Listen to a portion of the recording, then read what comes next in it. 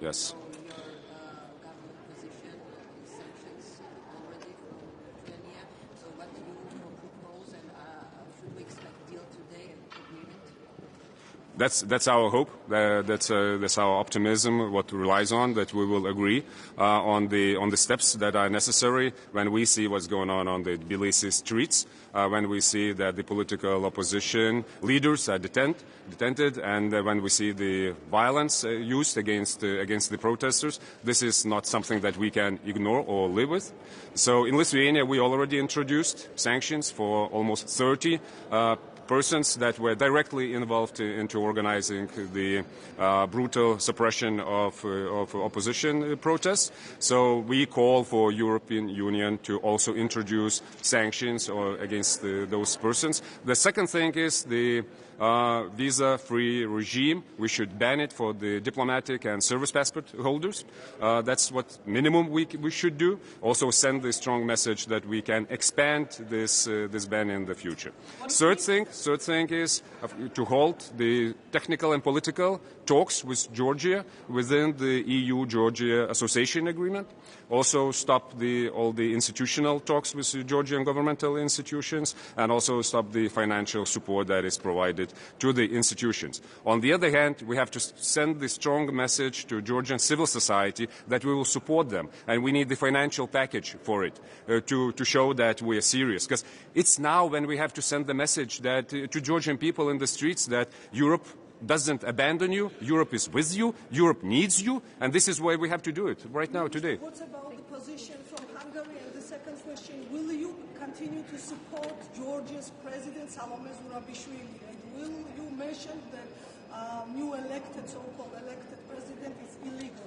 We support the position of Georgian President Zurabishvili, also NGOs, to rerun the election, because this is the right way how we should solve this whole situation. Yeah, thank you.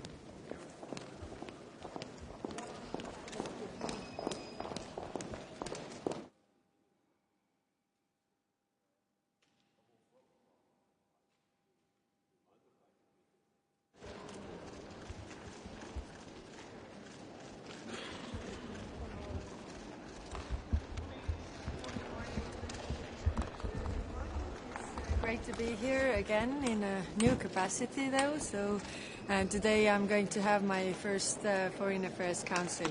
We are having three main topics. First Syria, then Ukraine, and then Georgia.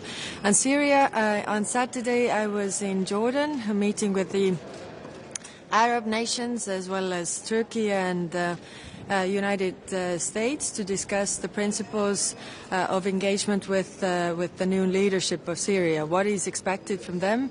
I think it's very important that the regional actors as well as the international actors see the picture in the same way and want this country to be stable, peaceful, and all comprising government in place. So therefore, I think it was important to agree on these principles. I've also tasked European top diplomat in Syria to go to Damascus to make the contacts with the new government and people there. So we will also discuss today in the Foreign Affairs Council how we engage with the new leadership of Syria and on what level we engage with the new leadership. And of course, what more steps are we willing to take if we see that Syria goes to the right direction. Syria faces optimistic, positive, but rather uncertain future, and we have to make sure that this goes to the right direction. On Ukraine, the foreign ministers today will adopt the 15th sanctions package. It includes the shadow fleet, sanctioning the shadow fleet.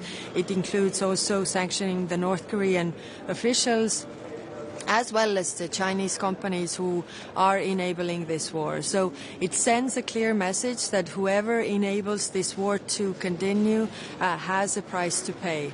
And on Georgia, of course, all the developments that we are seeing right now in Georgia are not going to the right direction where the candidate countries should be. So we are going to discuss what are the consequences for the Georgian government using the repressions on the opposition and all the tools that they are using there. So what can we do on the European side? So one question is, of course, sanctions, and the other question is also limiting the visa-free regime.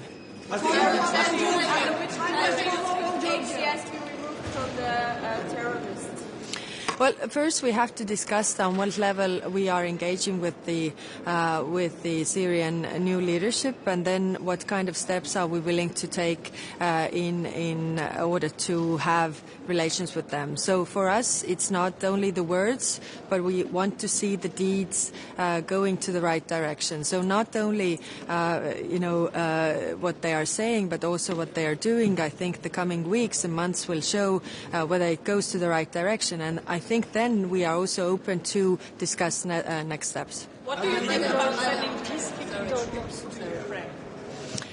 Well, first there has to be peace in order to send peacekeepers, and Russia does not want peace, so that is very clear. I mean, if you look at Lavrov's interview, for example, to Tucker Carlson, I mean, they haven't, stepped away from their goals, so we can't discuss that. But I spoke about Georgia. What measures are you going to propose to the ministers? Can you tell us more about it? And also, should we expect a deal or agreement today? We have had those discussions, and of course we are 27 democracies with their own ideas, so it takes time. But yes, we have proposed a list for these people, sanctions for these people who are, opposing or using really force and violence against the opposition. And we are also discussing the visa free regime, so how we limit that, and are the member states also willing to task the Commission to come up with that proposal? Follow up on this.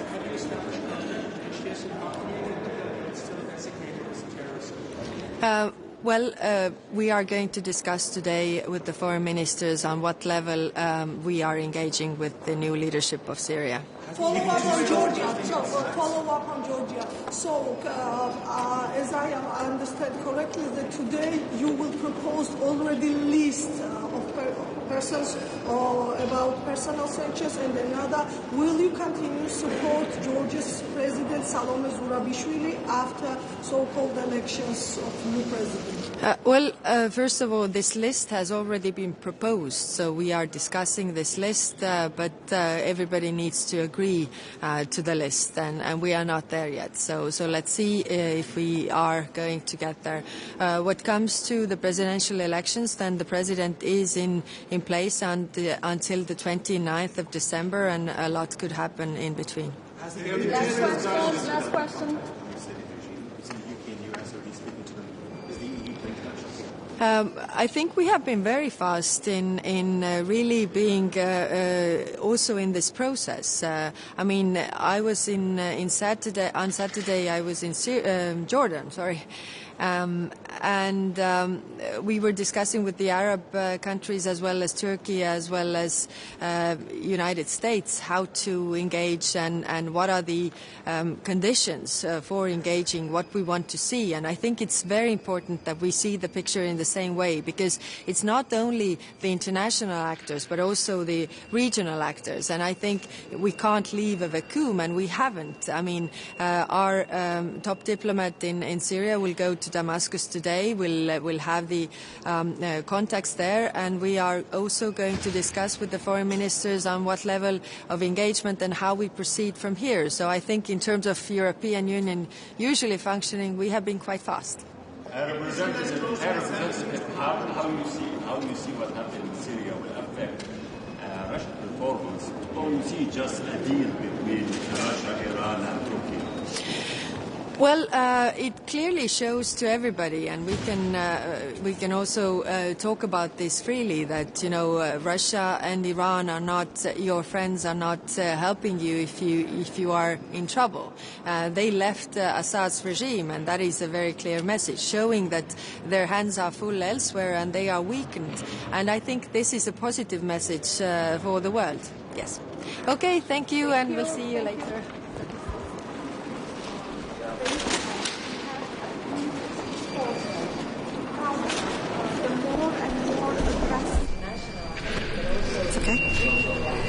Good morning. I'm looking forward to attending the first FAC under the mandate of Kaja Kallas. I wish her best of luck in reinforcing our common external action. We will discuss today the Russian aggression against Ukraine, the situation in Middle East, and Georgia. On Russian aggression against Ukraine, I welcome the strong message of support from the new EU leadership during the visit in Kiev early this month. I will reiterate the need for more EU military support, given the situation on the ground. I welcome the adoption of new listings under the new EU sanction regime on Russian hybrid activities. I will ask my colleagues to think carefully on how we can use the instruments we have at EU disposal to counter the more and more aggressive Russian hybrid activities to affect our democratic societies, aiming at showing mistrust in institutions, creating confusion, division, interfering in elections, or manipulating the public opinion. The use of malign online campaigns and cyber attacks to affect democratic electoral processes is something we are all vulnerable at, and we should think together how we can use the EU instruments to address this important problem. On Ukraine as well, I welcome the adoption of 15 package of sanctions. On energy sector, the situation remains very, very difficult, and our support is crucial, especially in the winter period. On the situation in the Middle East, we will discuss Syria. After the fall of Assad brutal regime, priority must be given to a peaceful transition of power, to an accountable and inclusive government which safeguards the unity and territorial integrity of Syria, but also protects the fundamental rights of all minorities. On Lebanon, we have to undertake all the efforts to fully implement the ceasefire agreement mediated by US and France. On Israel, we are supporting the resumptions of Association Council between Israel and EU, because we need a framework of dialogue with Israel. On Gaza, Romania remains engaged in international efforts to alleviate the humanitarian situation in Gaza. Recently, 15 children with their family have been transported to Romania to be treated in the Romanian hospitals. Finally, on Georgia, of course, we are concerned about the latest developments following the government decision to postpone the EU accession negotiation until 2028. On EU response, any measure should be well calibrated, well targeted, in order to avoid impacting the Georgian population. Thank you. Minister, about Georgia, one follow-up. So Romania will support personal targeted sanctions and also to suspend visa-free for diplomatic passports. This is a point of discussions today. So we are analyzing the situation. I think what is really important, as I said, is not to affect the Georgian population, which supports the EU accession. So this is really important. We are going to discuss this today. Thank you. Yeah, thank you. Thank you.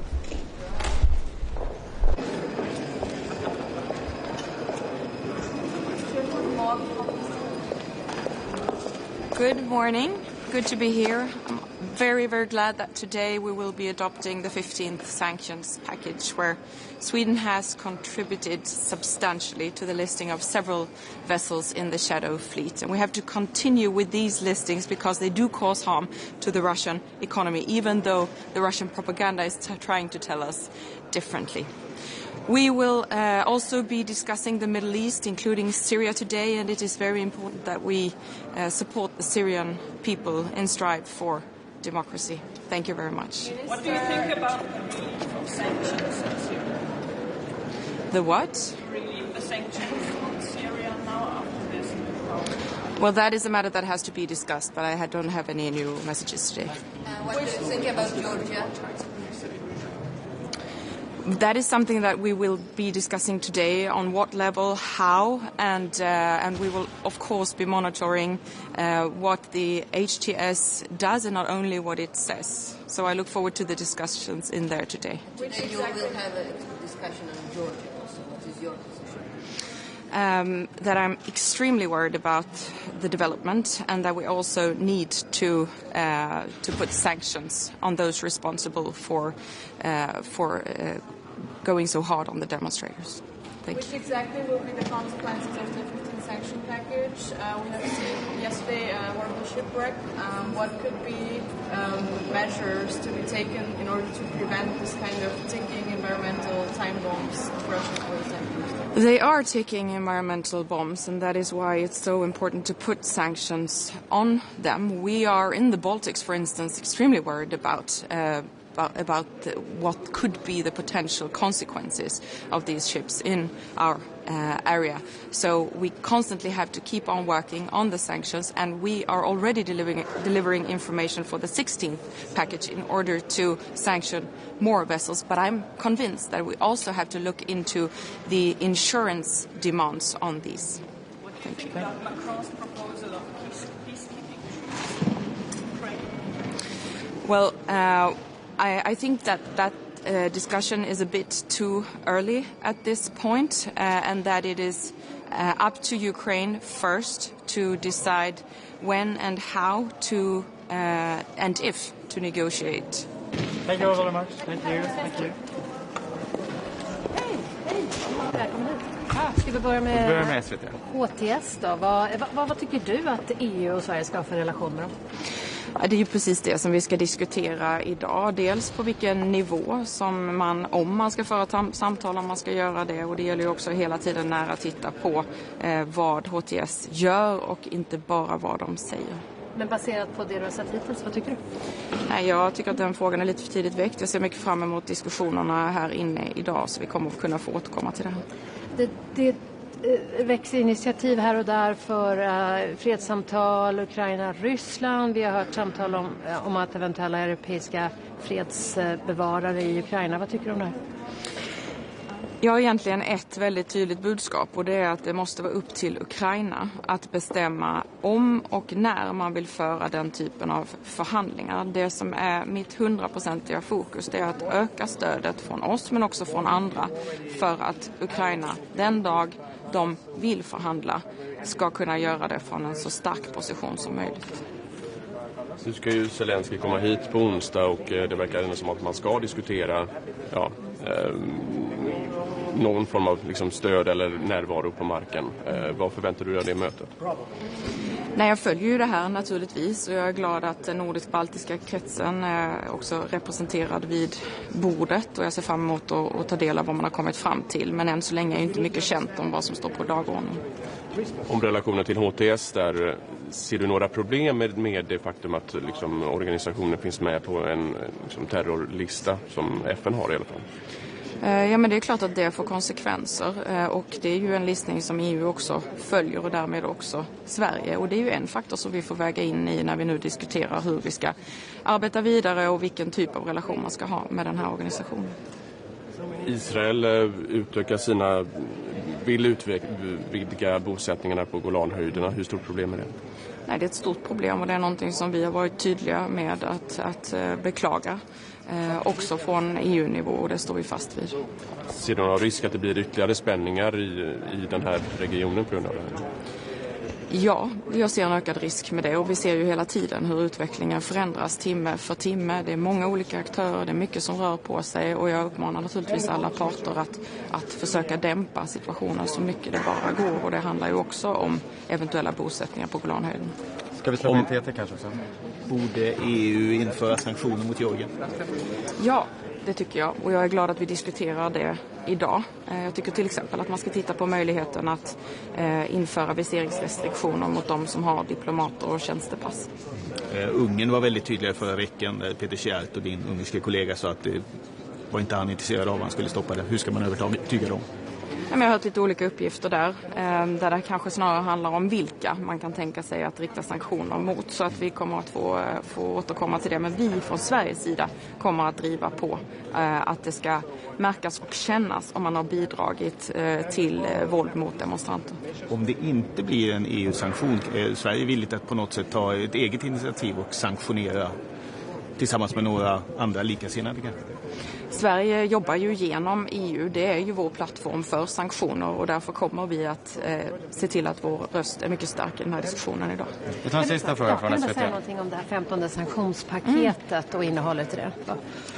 Jag är väldigt glad att vi idag antar det 15:e sanktionspaketet som bland annat innehåller drygt 50 fartyg i den så kallade skuggflottan. Det här är ju fartyg som bidrar till den ryska krigskassan och där det är viktigt att vi då inför sanktioner. Och där Sverige har bidragit till listning av 7 av de här fartygen. Och vi jobbar redan nu med information för att kunna lista ytterligare ett 16:e sanktionspaket efter nyår. Och hur många fler båtar skulle finnas i det då, eller fartyg?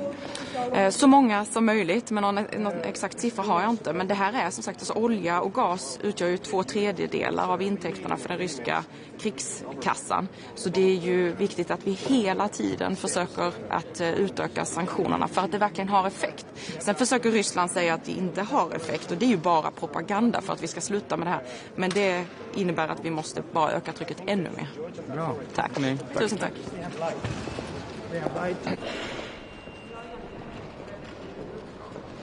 Goedemorgen. Goedemorgen. Dan moet ik nog naar aan B. Ja, ja, onder meer Georgië staat op de agenda. Ik geloof dat u later pas iets wil zeggen over de rest. Maar laten we beginnen bij Georgië. U wilt sancties. Zijn er inmiddels voldoende landen? Ja, het moet met unanimiteit, geloof ik, hè? Eventuele sancties of niet? Ja, en kijk, wat je ziet is dat er heeft natuurlijk echt vond een grote repressie plaats in Georgië tegen de demonstranten die demonstreren voor een Europese toekomst. Dat kan niet zonder gevolgen blijven. En Nederland is echt een land wat wil dat we daar conclusies aan verbinden en dat we ook een vorm van sancties instellen. Ja. Het probleem is dat niet iedereen daarvan overtuigd is inderdaad. Maar we moeten toch tenminste enkele stappen kunnen nemen vandaag. Maar Nederland is echt een van de voortrekkers daarop. Tegelijkertijd, ook bilateraal, wij blijven de mensen die opkomen voor hun vrijheid blijven we steunen. Dat deden we al via bilaterale steun. Dat gaan we ook nog eens extra een tandje bijzetten door steun te geven voor journalisten, zodat ze hun werk kunnen uitoefenen via het aanschaffen van beschermende middelen. Dan moet u denken aan gasmaskers en dergelijke. En we gaan extra bilateraal ook inzetten op steun, juridische bijstand aan mensen demonstranten die gearresteerd zijn. En u zei vorige week in het Kamerdebat inderdaad dat u wist dat niet alle landen voor sancties willen. Mevrouw Kallas heeft net gezegd dat ze ook sancties wil, als ik het goed gehoord heb in de Geeft u dat wel hoop dat het er misschien toch nog van gaat komen vandaag? Nou, wat ik vorige week heb getracht te doen en de week daarvoor is de discussie op te schudden binnen de EU, want die zat muurvast. En ik zie dat daar wel beweging is, maar dat misschien zijn het kleine stappen, maar ik steun mevrouw Kallas ook in de initiatieven die ze wat dit betreft wil nemen. En aan wat voor sancties denkt u? Nou, dat zou bijvoorbeeld betreffen visumsancties gericht op bepaalde besluitvormers in Georgië. Dus dat is van belang vandaag. Georgië is van belang. Oekraïne uiteraard blijft van voluit belang. Betekent, ik ben blij dat we vandaag formeel ook dat 15e sanctiepakket kunnen aannemen. Inclusief de schaduwvloot. Ik denk dat het echt wel van belangrijk is om dat politiek te markeren. De voortdurende steun aan Oekraïne ook te markeren. Op het Midden-Oosten zijn we natuurlijk druk met Syrië. En wat daar gebeurt, ik denk het is te vroeg om nu al te praten over sanctieverlichting richting HTS. We willen echt eerst kijken hoe de politieke transitie daar plaatsvindt en of die inclusief genoeg is. Dat daar ook echt verschillende groepen uit de samenleving worden betroffen, inclusief christenen en Koerden, die zich in de huidige situatie niet prettig voelen, laat ik het zo zeggen. Dat is belangrijk. Het is ook wel belangrijk dat we ook voorwaarden stellen aan die verlichting van de sancties. Een van de elementen bijvoorbeeld kan zijn het niet aangaan van overeenkomsten met Rusland voor het voortzetten van hun militaire basis. Dat vind ik ook een belangrijk element. Op het Midden-Oosten verder vind ik staakt het vuur in Gaza is iets waar wij aan blijven trekken, gezien de verschrikkelijke situatie daar.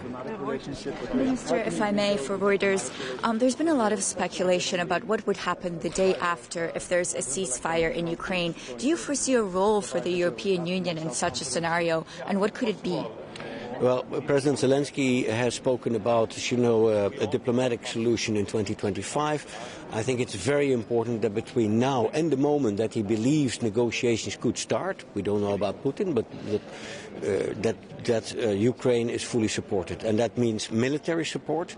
That means support in the field of energy infrastructure. It also means financial support, and that's why I'm very happy with this deal of the G7 and the EU, the $50 billion financial package financed from the interest on Russian frozen central bank assets. For what happens if such a deal comes about, clearly there's a role for Europeans there. Minister, what do you think about so-called peacekeeping mission, European peacekeeping mission, which might come It's too early to speculate about that. Concerning the situation in Syria, you spoke about some conditions to lift the sanctions. Do you think maybe it will be too late in some point, because there is other powers in the region that are trying to support the new transition, and the lifting the sanctions will forbid Europe from playing a role in the transition? There are very important sanctions from the US, the UK and the European Union. I think it's too early to lift those sanctions regarding HTS. We really would like to condition that on an inclusive political transition. Inclusive means also including the rights of minority groups such as Christians and Kurdish groups. And there are many others we can name. I think it's also important to look at conditionality, because regarding the Russian military bases in Syria. We want the Russians out. Nog één vraagje over Georgië. Bent u bang voor een burgeroorlog daar? Op dit moment kan ik daar niet. Ik heb geen glazen bol wat dit betreft. Het is wel heel belangrijk. Die repressie is enorm. We willen de mensen tegen die repressie steunen. Er is nog één ding wat ik hier wil noemen. Wat in de wandelganger speelt en niet formeel op de agenda staat. Dat zijn de verkiezingen die in Roemenië zijn geweest. En de mate waarin die verstoord zijn. Roemenië geeft aan, geïnstigeerd door een statelijke actor, via sociale media. Dat is echt iets wat bij velen hier leeft. Want we hebben natuurlijk in de aanloop naar de verkiezingen in Moldavië op 20 oktober gezien in welke mate Rusland dat trachtte te verstoren via cyberaanvallen, sabotage, cashgeld om stemmen te kopen en dergelijke zaken. Desinformatie ook. Wat is voorgevallen Roemenië, nu ook in een EU- en NAVO-lidstaat is voorgevallen, is buitengewoon ernstig en verdient echt nader onderzoeken. En dit is een groot gesprek in de wandelgangen, merk ik al. Minister, in terms of 2025, last short question, if I may, what is your prediction, expectation in terms of Russia and Ukraine? So what kind of outcome, military and political focus? I cannot predict. I know that President Zelensky has spoken about diplomatic solutions in 2025. Between now and the moment he believes that a negotiation could start, and we don't know about the Russians, we don't know about Putin, we see his actions on the ground, but between now and such a moment it's important to fully support Ukraine. In terms of military support, in terms of non-military support, especially energy and energy infrastructure, and in terms of financial support, and then I point to the $50 billion package financed from the income on Russian frozen central bank assets. I think that is very important, and we need to increase that support wherever possible, because Ukraine really needs it at this moment. Thank you.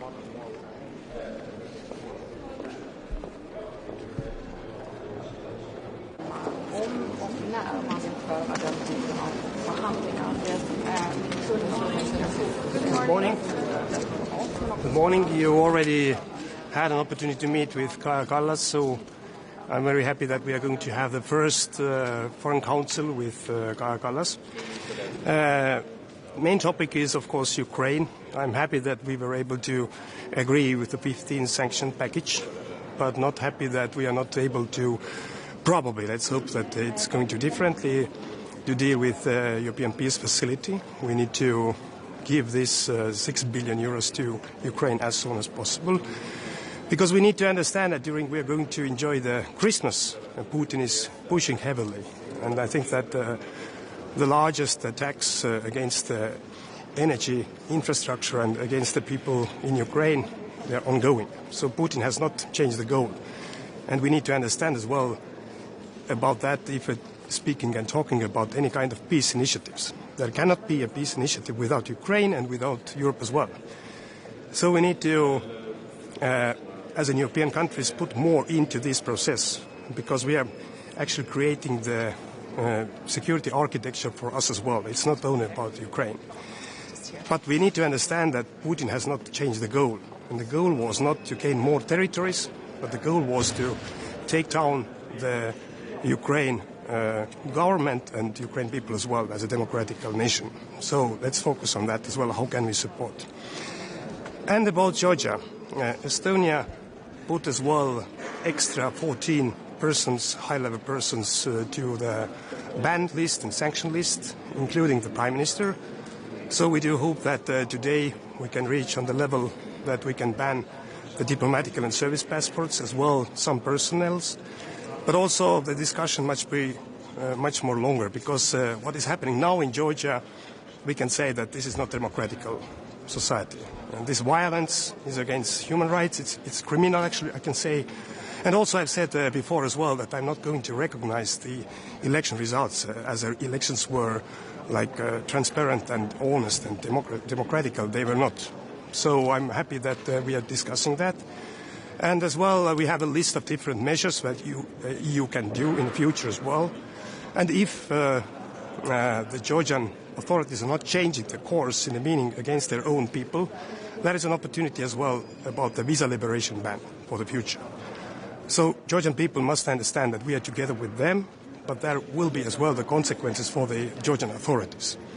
And we're going to discuss this today, and let's see what is going to be decided later as well. Minister, so Georgia now in the hybrid war with Russia, more than 2 weeks Georgian people standing in the streets to fight better future, European future. So can they expect today real measures, some deal? And what's your estimation regarding to so-called presidential elections? Will your country continue to support Salome Zurabishvili? Estonia is supporting Georgian people, and we hope as well the European Union, because we made an agreement with the Georgian government about the different steps for joining the European Union. And the European side, we have done everything. Visa liberations, as well the fundings, everything what we have promised. But I think that the Georgian authorities, the Georgian dream leaders, they have lied. They have lied to Georgian people and also to us. So there are consequences. And of course, Georgian people and any nation, they have a right to stand up and on peaceful ways to fight for their own rights. So we can support them. Of course we do. But for today, I want to repeatedly say that from European Union side, the path from Georgia to European Union has stopped already. All the fundings as well. Now the question is that whether we are going to sanction the persons and also the diplomatic and service passports regimes. So I do hope that it will come. And maybe they are not like the most practical things, but they are the messages for the Georgian people that European Union is, we are with them. What is about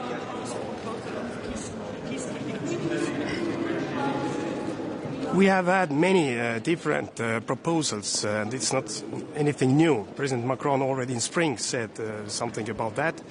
But, of course, we need to discuss what will be the security guarantees if the peace will come, and Europe must take part of that.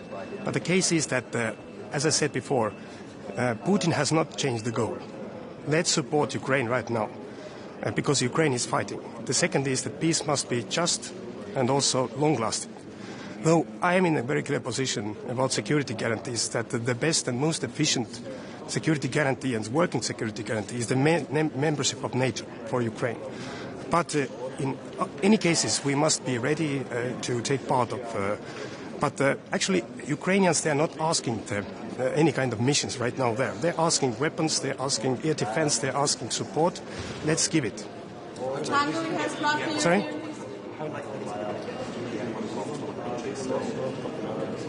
I didn't hear. How likely is it you could get the EPF unblocked while only EU countries still blocking? Can you look at alternative ways to get this money through? We have alternative proposals on the table. We can find a way, but we need a political will for that. And it's not only Hungary. There are many other countries who are just discussing how to deal with that. So the last one. Yeah, that was the same question actually. On the Hungary blocking the EPF. So how are you going to ensure that we have an opportunity about EPF without Hungary, as we have done already once. So we can find a ways. So thank you very much.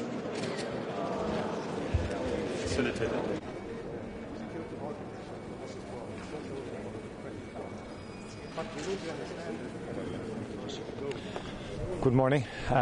Just to say we have a active and heavy agenda today, particularly in terms of the situation in Ukraine, where there will be significant discussion, the Middle East, particularly in terms of Gaza, and of course Syria, and the need for inclusive process within Syria itself, and of course there will be discussions on Georgia as well and developments there. So we're looking forward to making our contribution to all of those debates today. Taoiseach, on the closure of the Israeli embassy in Dublin, the chief rabbi to Ireland had said this was a result of extreme hostility towards Israel by the Irish government in Israel's time of need. How would you respond to that? Well, I would first of all say that any action that the Irish government has taken in respect of the Middle Eastern issues, and particularly in terms of the war in Gaza, has not been motivated in anything other than respect for international humanitarian law, respect for human rights. We've consistently called for an immediate ceasefire, release of all hostages, and a massive surge of humanitarian aid. Recognising a state of Palestine, which we did with Norway and Spain, and which other countries have done, is not a hostile act and should not be seen as a hostile act. The utilisation of the international courts by Ireland, such as the ICJ or indeed the ICC, where we have supported those courts, where there can be international accountability for war crimes in any part of the world, including in Gaza, should not be seen as a hostile act. Ireland stands by the approach it has taken, which has been motivated, as I have said, towards full accountability for what is happening in Gaza and for respect for international humanitarian law and human rights. And that applies to Hamas, that has applied to Hezbollah, and to the Israeli government as well. And I find it very difficult to comprehend how those acts could be described as hostile acts. They are not hostile acts. How can you rebuild the diplomatic relationship with Sorry? How can you rebuild the diplomatic relationship with Israel, especially now given the arrival of President-elect Donald Trump, who's going to provide Israel with perhaps more self-confidence? Yeah, I think first of all, we need the war in Gaza to end. And we all know across the European street, not just in Ireland, there's been huge anger at the level of killing of innocent men, women and children in Gaza. What's happening in northern Gaza at the moment, for example, in my view, is beyond any moral compass. It defies any explanation at this stage, given how long this war has waged. We're having daily reports of the killings of children and men and women. And Irish people are repulsed by that. That's basically the essence of the Irish response. And we believe passionately that there's an alternative route now. And we would say to Israel and to all concerned to open up Gaza to the international community, to allow the international community in, to allow the media in, to bear witness to what is happening.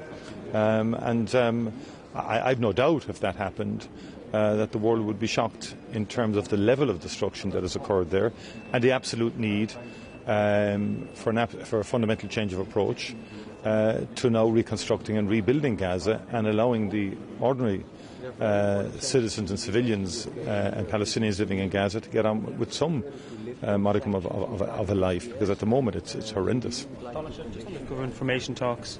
If there is a deal done with the independents, do you believe a cabinet seat for one of their number is a fair proposition? Again, there will be discussions on those issues. I'm not going to get into specifics today in relation to that. I think the Fianna Fáil, Fine Gael have strong representation now in the Dáil, and ultimately the government structures will have to reflect the strengths of all concerned. We will have further talks with the Labour Party this week and with the Social Democrats, but we will also have talks with the independents. What I'm focused on is putting together a government that can last 5 years, and that will obviously entail compromises and will mean that we have to make sure that we put a solid combination together that can last to 5 years. And if that is with independents, for example, that would mean a significant number of independents to give that solidity to go 5 years. I've been a long-term believer in the need for governments to go full term. We facilitated the confidence supply agreement from the opposition during Brexit and when Ireland needed that sort of stability. And likewise, the last government that I led, along with the Green Party and with Fine Gael, went the full distance, which I think ultimately means better decision making for the people of Ireland. That's what my objective is on this occasion. Just back on Israel, are you looking for any show of solidarity from your colleagues here today, and do you expect to get it? And do you feel that the issue of the war in Gaza is as high a priority now as it has been in the past for the EU? Well, the war in Gaza is a moral question. And Ireland is a multilateralist in its foreign policy and always has been. We've been strong supporters of the United Nations multilateral system, strong supporters of the international court system, which facilitates accountability and enables accountability and acts as a check on the excesses of people in war, and particularly in terms of the impact of war on civilian populations, which by any assessment or yardstick has reached shocking levels in Gaza, Lebanon, Sudan, Ukraine. So the conduct of modern warfare needs to be challenged, irrespective of who conducts the wars.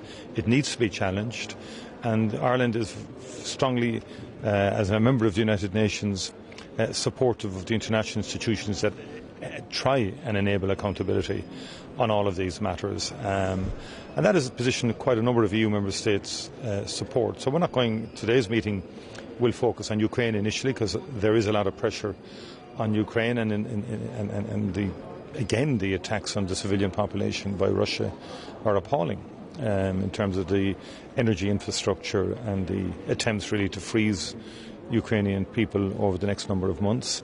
And the Middle East is very, very unstable right now, and we've got to focus on Syria as well as Gaza and the Palestinian question, and that will happen today. And we're more focused on those issues.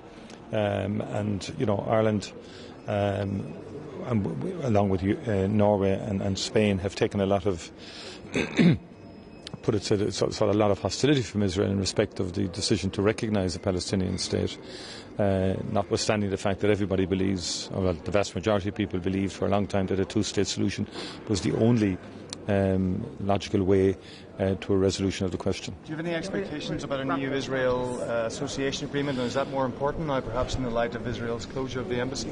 Well, I believe that will come up for discussion today. I believe the High Representative has some proposals on that. The Ireland position will be that in the event of the convening of the Association Council, it cannot be business as usual, and that Gaza and humanitarian and human rights issues have to be on the agenda.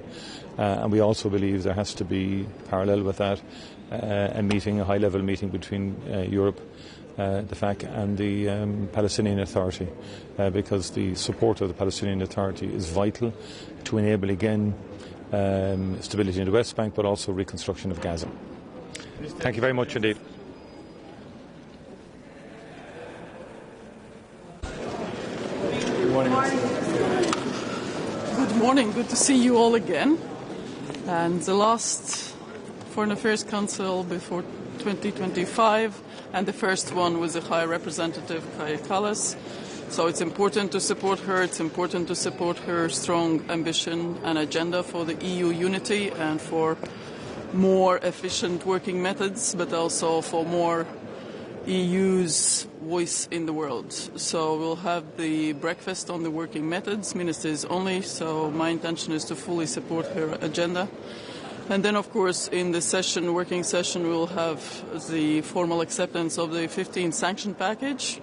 If we look back at the beginning of the year when we had not put any shadow fleet tankers on the sanctions list, now we have 118. I think I counted rightly. And we need to do more, but it's a good first step.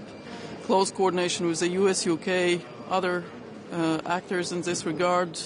Oil and gas still remains Russian main sources of finance for the war in Ukraine. So we speak about more support for Ukraine.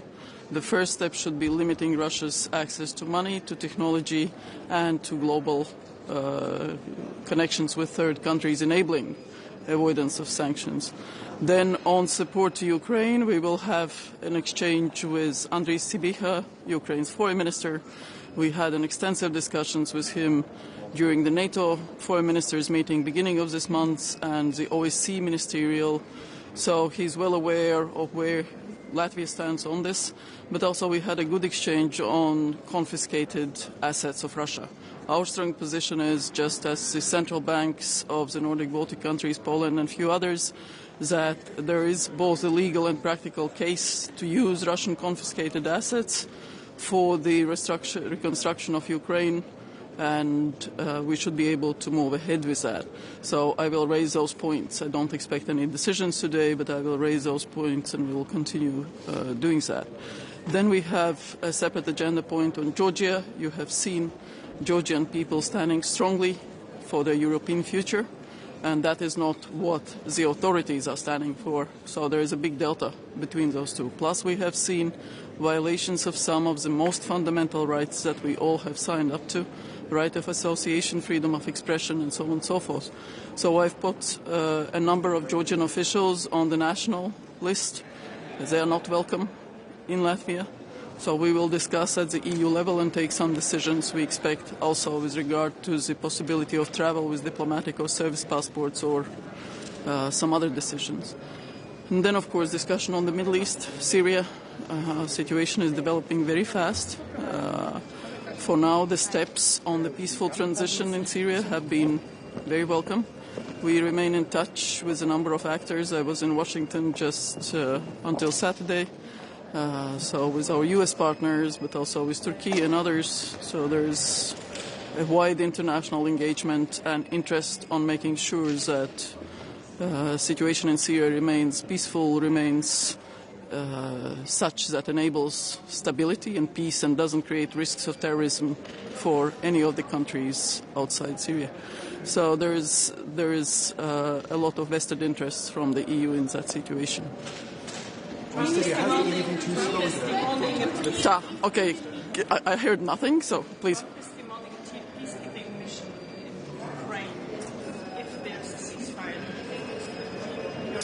The key was if. So, in our view, quite clearly, for now, we don't see any indicator in Russia that they want peace or that they are moving towards peace. Quite opposite. There is more attacks on energy infrastructure in Ukraine.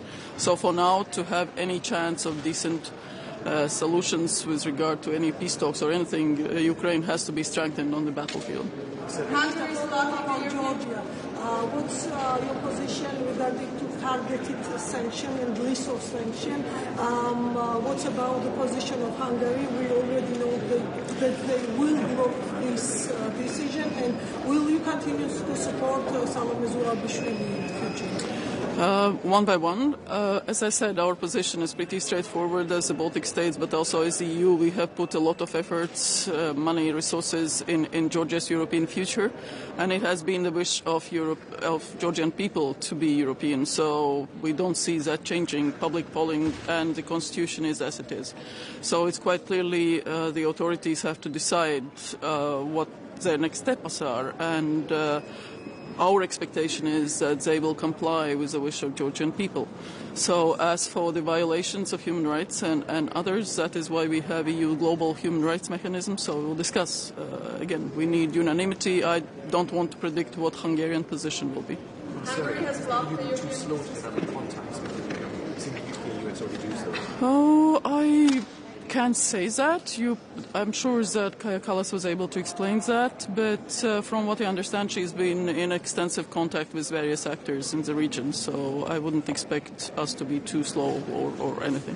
There is a very clear interest by all of us, both with regard to security issues, stability issues, but also the situation inside. I mean, there's a chance now to really have power in transitions that ensures rights of minorities and that ensures some ability to govern in a way that does not involve authoritarian regimes suppressing people and all the human rights violations that we have seen. Hungary has blocked the European Peace Facility. How would you like to ensure that the support for Ukraine will remain steadfast, even if the US... We have to unblock it. I mean, we have to get to unblocking it. It's absolutely ridiculous to do that. And how? What's the strategy here? There are various proposals on the table.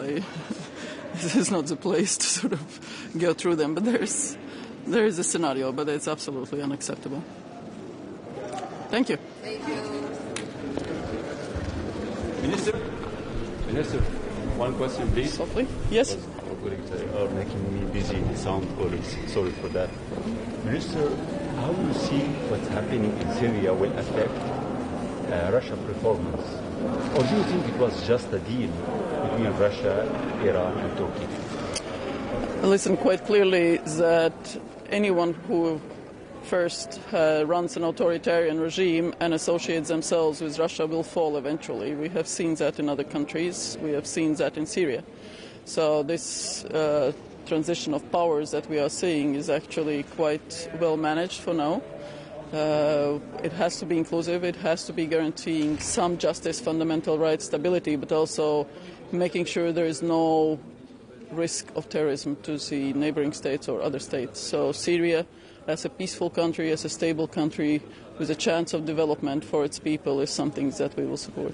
But you didn't tell me how what happened in Syria will affect Russia's performance on the world stage, or it was just a deal? As I said, the Russian and also Iranian stance is weakened through this development, but that was predictable because you cannot prop up authoritarian regimes suppressing their own people.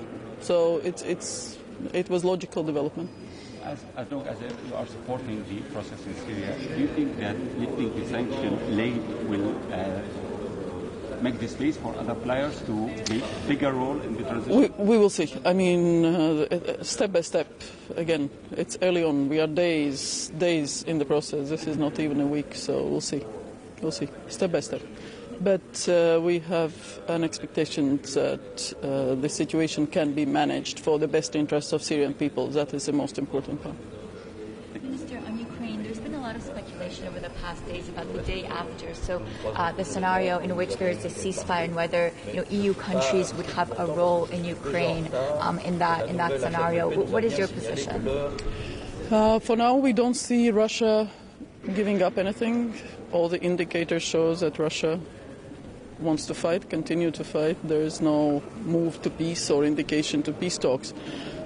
So to ensure that it happens at some moment, Ukraine has to be in the strongest possible situation on the battlefield. So we concentrate on that. We have to continue providing Ukraine with what it needs and protecting its energy, infrastructure, people and everything. I thank you.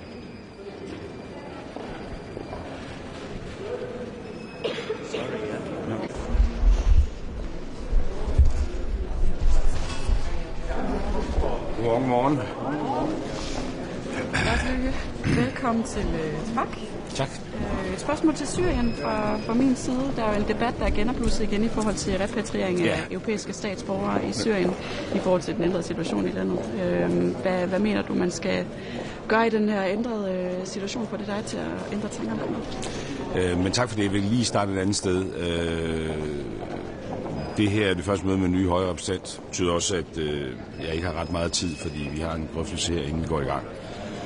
Om arbejdsformer ser rigtig meget frem til samarbejde med hende. Men jeg vil bare sige, at dagsordenen er jo blandt andet Mellemøsten, Syrien, Ukraine, Georgien, og lige starte med et ord omkring Ukraine, hvor jeg er glad for, at vi nu laver den 15. sanktionspakke.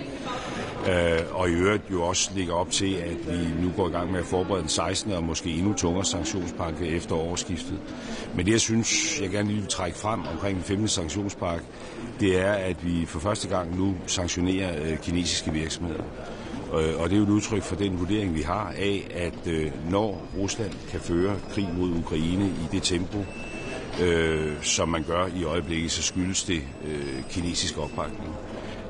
Det er ikke sådan, at krigen ikke kunne føres uden Kina, men det er helt åbenlyst, at det samarbejde, vi ser fra russisk side med Iran og med Iran og Nordkorea, og også den her massive eksport fra Kina ind i Rusland, stiller Rusland i stand til at føre den her krig. Og derfor er det, synes jeg, vigtigt, at vi nu tager hånd om det, og for første gang altså begynder målrettet at sanktionere kinesiske virksomheder, som vi ved er engageret i det her, og som muliggør Ruslands krig. Det er et vigtigt substantielt, og det er også et vigtigt politisk signal til Kina om, at Kina har et ansvar også for at bringe den her krig til ophør. I forhold til Syrien, så er situationen jo stadig meget usikker. Altså, alle glæder sig over Assads fald. Det er jo ekstremt positivt. Og det efterlader jo en situation, hvor der er flere forskellige udfaldsrum, og hvor det er vigtigt, at Europa nu får engageret sig. Det er jo enormt dilemmafyldt, fordi HTS, der har taget magten i Damaskus, er jo en terrordesigneret organisation, og det udfordrer både os og FN og i øvrigt også amerikanerne, som jo har valgt den linje, at man er nødt til at være i dialog, og det er også det synspunkt, jeg har. Der er jo forskellige scenarier. Der er et Afghanistan-scenarie, hvor det her udvikler sig til at blive et kalifat, når man tænker på, hvad det er for en ideologi, HTS i sin tid er formet på, og lægger til grund, at det er det, der gælder frem for det, Al-Julani nu siger. Der er et Libyen-scenarie, altså en risiko for, at det her fortsætter i en borgerkrig. Og så er der jo det håbefulde scenarie, hvis man kan tage til troende det, der bliver sagt, nemlig en mulighed for, at der faktisk kommer en mere positiv udvikling i Syrien, som kan bidrage til at stabilisere den her region. Og det er jo det scenarie, vi skal forsøge at understøtte. Det er jo derfor, det er vigtigt, at vi engagerer os lige nu og her. Det gælder humanitært med jødehjælp, fordi der er en alvorlig situation i Syrien. Der er mange mennesker, der er fordrevet. Der er en stor del, der lider af fødevaremangel. Og så handler det i øvrigt også om at få stabiliseret den her region. Det er jo positivt, at Assad er faldet. Det er en markant svækkelse af Iran, som har mistet sin eneste statslige aktør i det her område. Det svækker også deres forsyningskæder til deres proxyer, Houthierne, Hezbollah, Hamas. Det er et kæmpe prestigenederlag for Rusland, og derfor er det vigtigt, at vi nu får engageret os. Det er jo præmaturt at begynde at sende folk hjem. Det er jo et håb, vi har, at det kan lade sig gøre. Men man må også være ærlig at sige, at der er jo også en risiko for, at det går den anden vej, altså at der produceres flere flygtninge ud af Syrien. Og derfor det handler om lige nu og her, det er jo at komme i dialog med dem, der nu har magten i Syrien, men selvfølgelig også på en måde, hvor vi for understreget, at vi jo ikke bare med et fingerknip pludselig kan pille med de lister, de står på. Så det er dilemmafyldt. Der ligger en idé om at udpege en særlig envoy, ligesom FN har. Det er noget, jeg grundlæggende støtter. Jeg tror, at Europa har en chance, hvis vi engagerer os nu. Men hvad mener du specifikt i forhold til de europæiske statsborgere, som bliver tilbageholdt i blandt andet Al-Hol og Al-Roj? Altså, hvad skal man stille op med dem nu? Fordi situationen, som du selv siger, den forandrer sig. Og de kurdiske lejrchefer, de siger jo selv, vi ved ikke, om vi har kontrol på længere sigt med de her mennesker. Så der er jo en debat omkring, skulle man tage dem tilbage til der, hvor de kommer fra, der, hvor de har deres europæiske pas, få dem retsforfulgt under ordnede forhold, eller risikere, at de mister kontrollen med lejrene dernede, og at de på anden måde kommer tilbage til Europa. Hvad mener du om den debat? Ja, altså for så vidt angår de danskere, vi har i Syrien, så er det jo en sag, vi faktisk har fået løst så langt vi kan. Der sidder så nogle få tilbage, som ikke ønsker at lade sig repatriere. I forhold til den bredere diskussion, der er det jo landene for lande, der må tage stilling til det. Det har længe været en linje, også anført i USA, at få folk hjem og retsforfulgt. Lige nu og her er der den situation, der er, og det understreger bare det, jeg siger, nemlig vigtigheden af, at vi nu får engageret os med Damaskus for at sikre en stabilitet. Fordi der er en risiko for, at det her kan udvikle sig, hvis man havner det, jeg så kalder Libyen-scenarie, altså hvor man i virkeligheden bare får ny næring til interne konflikter og borgerkrig i Syrien. Men overfor det står jo et HTS, der indtog Damaskus med en dagsorden, der er noget anderledes end den, man har formuleret tidligere, nemlig en ambition om at skabe fremgang og stabilitet og fred i Syrien. Og det er jo den melding, man må give en chance, og så må man lave en analyse på, hvordan gør man det bedst. Og det tror jeg ikke, man gør ved alene holde store formelle foredrag om, at nu skal man sørge for ligebehandling og integration og fred. Det tror jeg, man gør ved at vise et ægte engagement i forhold til det, der er udfordring i Syrien nu. Og det er lige nu og her altså en humanitær udfordring. Og så er det jo et signal om, at vi gerne vil engagere os politisk. Det er også derfor støtter ideen om, at vi i EU får en special envoy til Syrien. Jeg er nødt til at løbe nu. We have had many different proposals in Munich. Macron already spring said something about that. But of course we need to discuss what will be the situation. So, good morning. This is the first Affairs Council chaired by the new High Representative, Mrs. Kaja Kallas. I look forward to working with her. Situation on the front line in Ukraine is very difficult, and we need to fully implement our security commitments. Croatia continues to assist Ukraine across the board. We follow the events in Georgia with great concern. It's key to de-escalate the situation there, to restore the dialogue and to prosecute all those responsible for violence. We will also discuss the situation in Syria following the sudden fall of Assad regime. The first announcements by the new authorities are welcome. Actions will be more important. The protection of civilians and the minorities, such as Christians, remains key. However, the situation also in the Middle East, it's very important to be on the focus of our intention.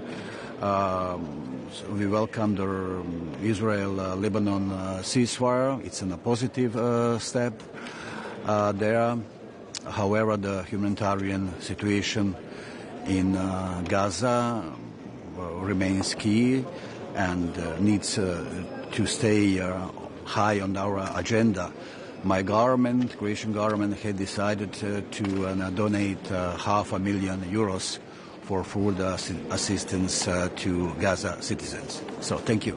Minister, just follow up on Georgia, if it's possible. Thank you. Dzień dobry, witam serdecznie.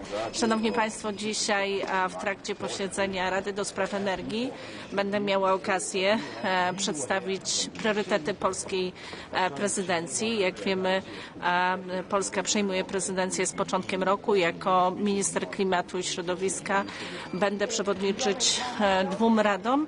Radzie do Spraw Energii i Radzie do Spraw Środowiska. Jeżeli chodzi o dzisiejsze posiedzenie Rady do Spraw Energii, będziemy skupiać się w trakcie naszych prac przez kolejne 6 miesięcy na 3 zasadniczych priorytetach. Pierwszym priorytetem jest oczywiście bezpieczeństwo, bo bezpieczeństwo jest naszym hasłem przewodnim prezydencji polskiej. Bezpieczeństwo energetyczne, w tym wzmocnienie bezpieczeństwa na Morzu Bałtyckim włączając, będzie jednym z tych tematów, o których będziemy chcieli rozmawiać. Kolejnym to konkurencyjność, poprawa konkurencyjności na rynkach światowych naszego przemysłu, zwłaszcza przemysłu energochłonnego. I trzecim priorytetem będzie Ukraina. Będziemy rozmawiać o tym, jak wspierać Ukrainę przez kolejne miesiące, jak przyspieszyć rozmowy akcesyjne i oczywiście będziemy rozmawiać też o odbudowie Ukrainy. Miałam już przyjemność zaprosić na nieformalną radę ministra z Ukrainy i liczę na dobre rozmowy. Także dzisiaj to główny polski punkt właśnie na Radzie do Spraw Energii, przedstawienie priorytetów polskiej prezydencji w obszarze energii. Ja bym zadała szybkie pytanie. Pani w zeszłym tygodniu w Brukseli mówiła o tym, że w ramach polskiej prezydencji, że należy Unia Europejska powinna odciąć się od rosyjskich surowców. Czy mogłaby Pani rozwinąć, o czym dokładnie co Pani minister miała na myśli? Powinniśmy przede wszystkim przejrzeć skuteczność sankcji, zastanowić się, co dalej. Mamy oczywiście w obszarze naszych zainteresowań rozmowę o wprowadzeniu embarga na LNG. To jest jakby taki kolejny etap, ale generalnie powinniśmy przejrzeć, na jakim etapie jesteśmy ze skutecznym wdrożeniem zasad i celów REPowerEU. Dziękujemy bardzo.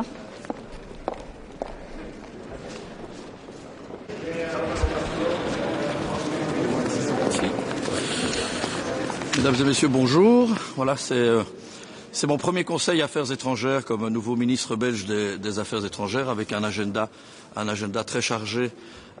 Nous allons d'abord parler des méthodes de travail et voir comment, avec la nouvelle équipe qui est en place, parce que c'est aussi le premier conseil Affaires étrangères de Madame Kallas, on peut faire en sorte que le conseil soit le plus efficace possible pour lui-même, mais aussi pour préparer le conseil européen dans ses aspects extérieurs.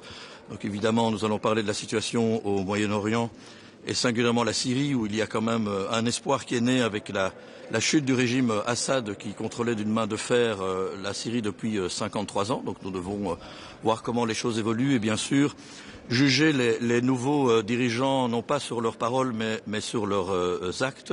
Nous allons aussi parler de l'Ukraine, bien entendu. And their opposition remains absolutely the same. We fully and totally support Ukraine in its war against the aggression of Russia. And for the future, our motto remains the same. It's nothing about Ukraine without Ukraine, and that has to remain like that. Et pour le reste, nous avons 2 ou 3 autres éléments dont nous allons parler. Mais je ne peux pas rester plus longtemps parce que je suis déjà en retard et la nouvelle HRVP nous a bien signalé que l'heure, c'était l'heure. Merci beaucoup.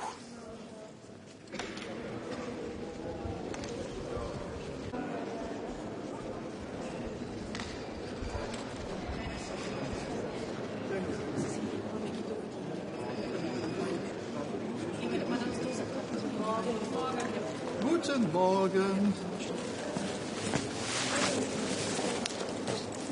Erstes Treffen mit Frau Kallas heute Morgen. Wichtigen Themen, keine einfachen Themen und vor allem wieder überall Ärger und Zivilleute, Bevölkerung, die leidet. Über Georgien sehen wir, dass es nicht in die richtige Richtung weitergeht.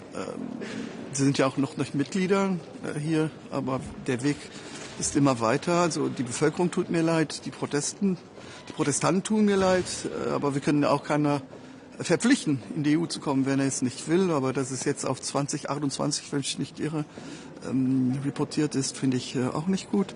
Syrien haben wir im Moment, muss ich Ihnen sagen, keine Ahnung, wie es weitergeht. Die Frage ist ja, Sanktionen oder Nicht-Sanktionen, also oder von der Liste wegnehmen oder nicht. Ich glaube, das hält jetzt, das müssen wir jetzt analysieren, wie die nächsten Tage und Wochen sich verlaufen.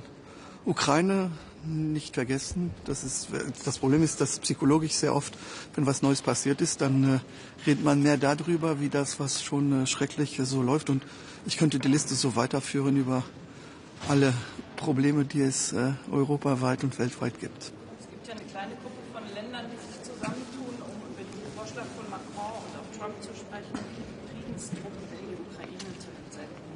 Könnten Sie sich vorstellen, dass das realistisch ist? Also Truppen, welche Truppen? Wenn es Friedenstruppen sind, die nachher, so wie man auf Französisch sagt, chair à canon zu benutzen sind, das heißt, dass die dann nicht safe sind, dann würde ich es nicht empfehlen. Aber wie gesagt, jede Lösung, damit ein Waffenstillstand auch in der Ukraine kommt, ist, glaube ich, schon wichtig. Und wenn der amerikanische und der französische Präsident, also ich bin nicht der mit den größten Truppen in Luxemburg, aber die Solidarität ist hier das, was wichtig ist. Und ich glaube, dass jede Initiative lobenswert ist. Aber man braucht auch mal einen Waffenstillstand. Ich kann mir nicht vorstellen, dass irgendjemand jetzt seine Friedenstruppen schickt, solange es noch auf dem Boden noch so viel Anschläge gibt. Mr. Minister, you are going to discuss Georgia as well. Yes. Should we expect agreements and what do you think about the measures as a consequence? Agreement on what? Agreement on what? The fact is, I'm a bit afraid that if we say that we should sanction the elections, I firstly need to hear if there were frauds, because to be very honest, there were hundreds and hundreds of observators. And for me, it is important to see if there were fraud or not. It's not because we don't like the result that we have to say that now we need to punish. But the behavior of the government is unacceptable. To punish a demonstrator, to be so violent to them, that's not acceptable. And there we have to punish the responsible. But to punish a party because they did a good result and we preferred them not to have a good result, it's not my way of thinking. But we need to have discussions inside the room and to find an agreement between 27, what is not always easy.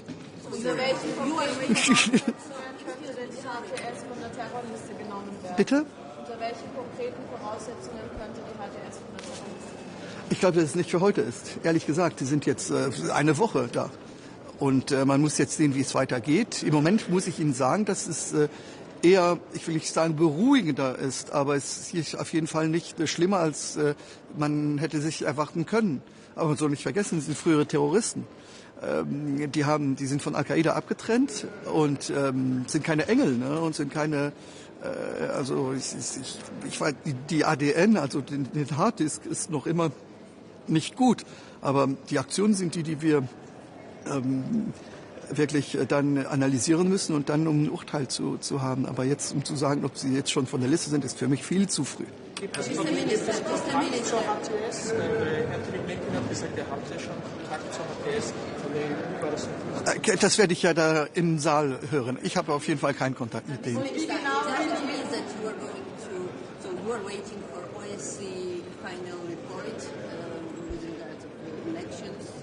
No, there are two things. One thing is elections, fair elections. The fact is, if there are fair elections, it's not because we don't like the result that we have to blame, but it's the behavior of the government for the moment, the political responsibility, how they treat protesters, how they really are going in the wrong direction. That's something you have to condemn. But then there are people, responsible of people, but you can't blame the result of elections. Genau wie die EU in Syrien Fakten schaffen, weil im Moment sieht es ja eher aus, danach müsste die Türkei und Israel hier als erstes vor Ort sind und in der Region ein. Im Moment sieht es auch so aus, also noch einmal, wir sind nicht Schiedsrichter der Welt. Die EU ist nicht Schiedsrichter der Welt, wo wir sagen, wie es wohin gehen soll. Das Einzige, was ist, Syrien kann auf uns zählen und auch die Leute, die jetzt in der Regierung sind, wenn die auch in die richtige Richtung gehen, haben sie mit Europa einen Partner, um einen Weg zusammen zu gehen. Aber das ist noch viel zu früh, um jetzt irgendwas was zu tun. Aber jetzt schon zu sagen, wo es lang gehen soll oder wie es gehen soll. Wir wissen, dass die Türken schon seit Anfang der Situation der letzten 2-3 Wochen schon die Hände, also schon früher, aber jetzt die letzten 2-3 Wochen mitgeholfen haben, damit Al-Assad jetzt gestürzt wurde. Aber die Europa ist auf jeden Fall ein verlässlicher Partner, wenn die auch in die richtige Richtung gehen. Was wären denn konkrete Dinge, die HTS machen könnte, um bei Ihnen eher für Beruhigung zu sorgen und zu sagen, dass Sie ein Partner sind? Wir haben jetzt im Moment noch nicht Falsches, jetzt total in die falsche Richtung gesehen. Noch nicht. Aber man soll ja wissen, dass, wie gesagt, der Harddisk ist nicht gut. Man kann ja immer rebooten, aber ich weiß nicht, wie weit man total Reboots machen kann in diesem Fall. Aber wenn die eine demokratische Transitionsregierung haben möchten und faire Wahlen und ein Land, wo die Leute in einem demokratischen System leben können, wie das bis jetzt der Fall war, dann können sie auf jeden Fall Europa zählen. Aber im Moment ist es viel zu früh, ist ja verfrüht, um jetzt irgendwie schon was festzuhalten. Ne? Okay, tschüss. What do you want to hear? As long as you don't get the answer you want, you will continue to ask questions. Responsible persons are from ruling party, not from people. Yes, so can we expect something regarding for those responsible? I can discuss with you here, but the discussions are in the room. So I will go in the room. I just want to tell you that elections is one thing, but responsibilities of bad behavior are another thing. I, for myself, won't block, and I'm in favor of sanctioning people who doesn't want to respect people. But elections is something else. And if they have been right, but the way to Europe is getting, it's a pity for them. I just want to tell, and especially for the young people, because they had full of dreams, of wishes of European future. And for political reasons, everything has been destroyed. Voilà. Bye. Hello.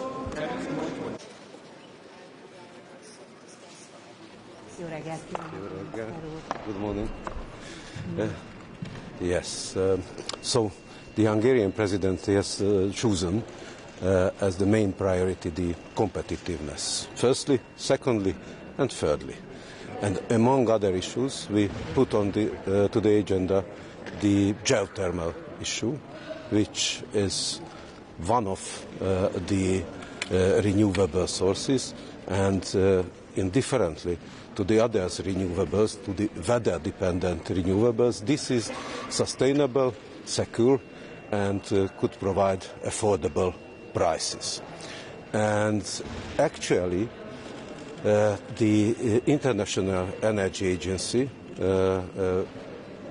prepared a report to the geothermal energy uses, and from this report we know that only less than 1% of the global total energy consumption is coming from the geothermal. So what we would like to grow for Europe is the geothermal energy utilization, and there are many issues what we could open, and we hoping that the Council will make their conclusion as calling for new geothermal energy policy by the Commission. This is the first issue. The second one is that the new Commissioner will express their ideas, their thoughts regarding the future energy policy, and all the European member states can exchange their views what we have to follow in the near future regarding the energy policy. And thirdly, that in the lunch we will have the opportunity to exchange views with the Acer. What is the current situation and what is the current phenomenon in the electricity market?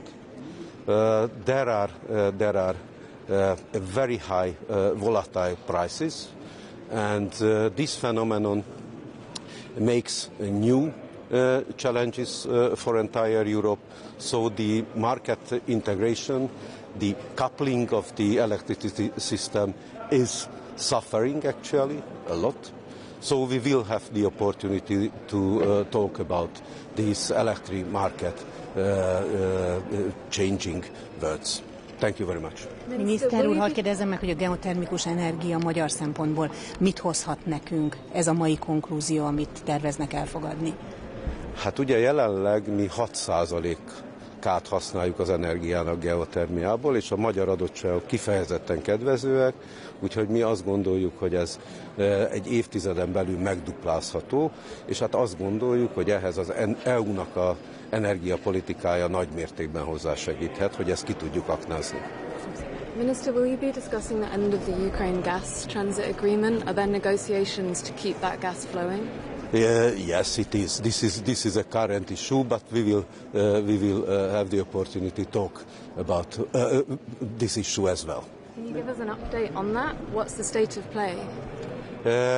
We will discuss, and in the afternoon I will share with you all the conclusion. Would it be helpful for the Commission to step in and support Hungary in the renewal of the gas transit agreement? Yes, of course. Thank you. Thank you.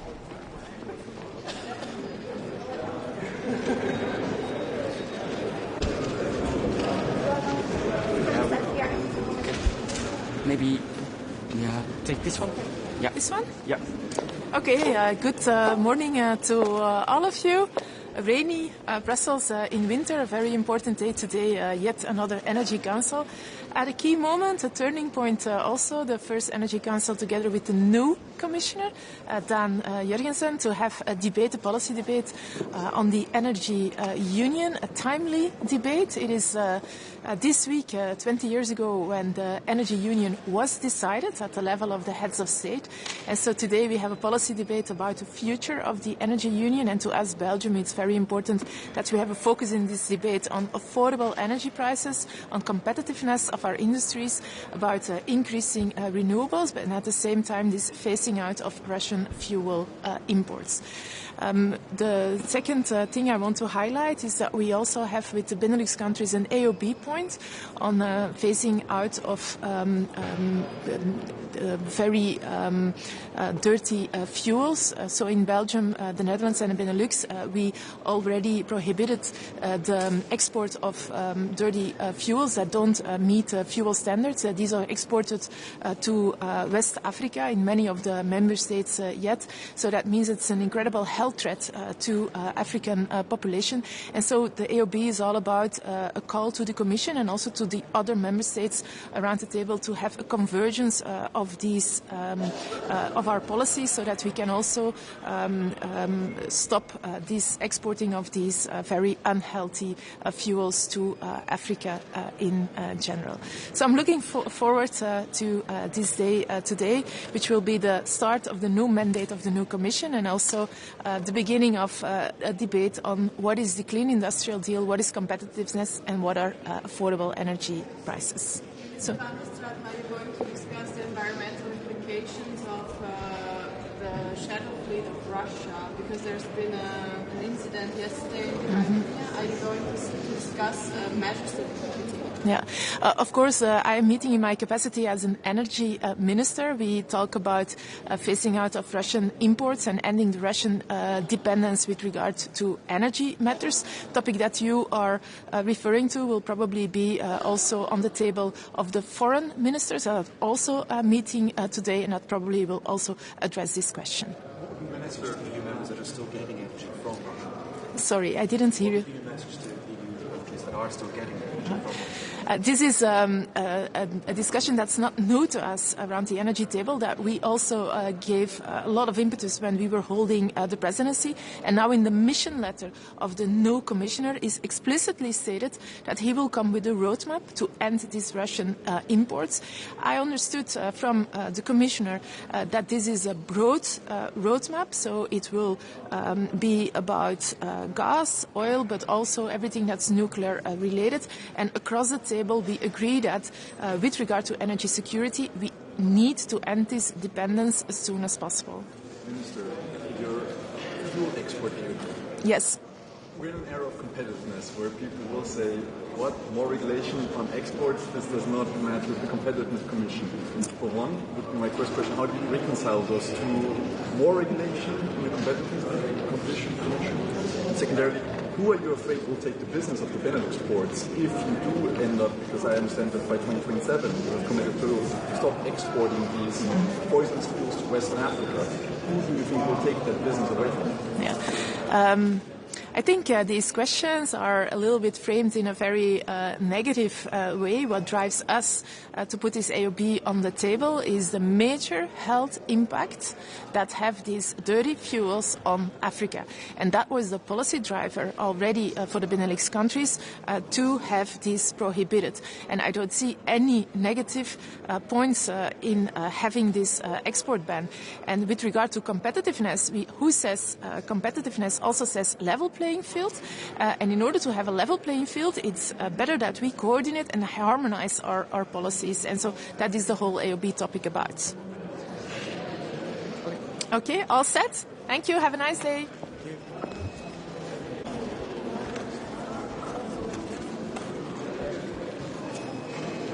Good morning. Today we have a debate on the future of European electricity and energy policy. For Estonia, the main priority is energy security. In this time of geopolitical situations, we need to ensure that our competitiveness is where it needs to be. Europe needs to take care of its competitiveness. Also as we see in Estonia, we need to also make sure that we protect our energy infrastructure. Also, Europe needs to together think about how much dependency on Chinese technology we can allow in our field of energy. Of course, the main issue to tackle is that we need to up the production capability of renewables to bring down energy prices, and Estonia here is leading by example to produce as much electricity as we consume by renewable means. So energy security as a priority, and also the protection of our infrastructure, and to raise Europe's competitiveness by bringing down European electricity prices through more connections between the countries and more production capabilities. Thank you.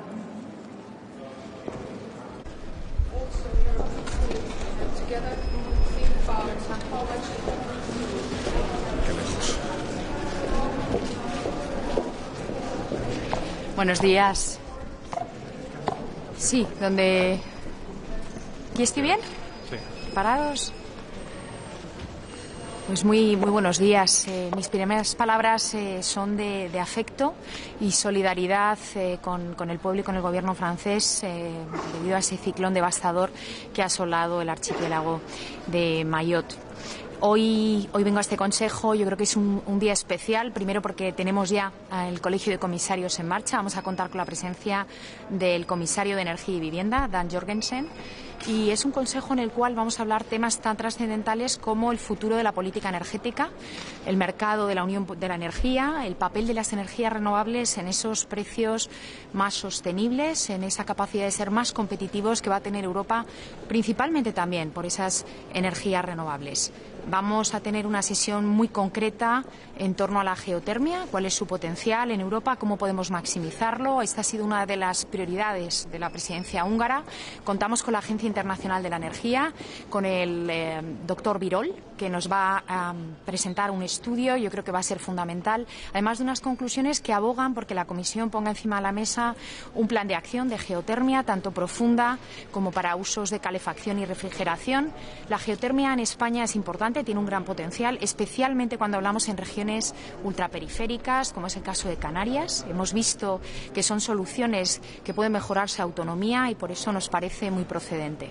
Y ese debate que va a ser fundamental, el futuro de la energía en la política energética en Europa, en ese nuevo ciclo de la Comisión, donde nos tenemos que centrar no solo en implementar ese gran paquete Fit for 55, directivas y reglamentos que ya hemos aprobado recientemente, ser concretos e implementar, sino también en base a esos estudios, tanto Draghi como Letta, que son referencia ahora a la hora de lanzar el objetivo de la nueva Comisión, buscar medidas para ese plan de acción conjunto de descarbonización y competitividad, también trabajar en esas interconexiones, en esa Europa que es más competitiva gracias a las interconexiones entre los países, en las inversiones en redes y, por supuesto, también apostar por esas tecnologías renovables que nos permiten precios asequibles, hacer que lleguen a los mercados, y eso tiene mucho que ver con ese, vamos a decir, Clean Industrial Deal, es decir, cómo hacer nuestra industria competitiva de cara a la situación geopolítica que estamos viviendo.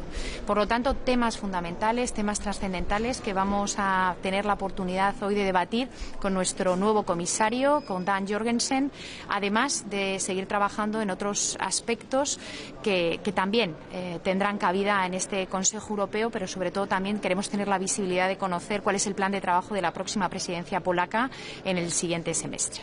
Gracias. Sobre el debate del futuro de la energía, ¿ve posible reconciliar esos dos bloques de amigos de las renovables y amigos de las nucleares? ¿Cómo cree que puede eso reconciliarse en el debate? El debate es importante, que Europa hemos demostrado que ante situaciones extremadamente complicadas que hemos vivido en los últimos 4 años, Europa esté unida. Yo creo que es uno de los principales mensajes que tenemos que sacar. Hacer una Europa unida que dé respuesta a la situación actual que está viviendo Europa, que tenemos que ser más competitivos y tenemos que seguir consiguiendo precios asequibles y estables. Esos precios asequibles y estables vienen de la mano normalmente de las energías renovables, pero efectivamente yo creo que cada país tiene que abogar por cómo y por qué tecnología se apuesta en su sistema. Con lo cual, mi respuesta siempre es sí. Yo creo que podremos conciliar una respuesta conjunta.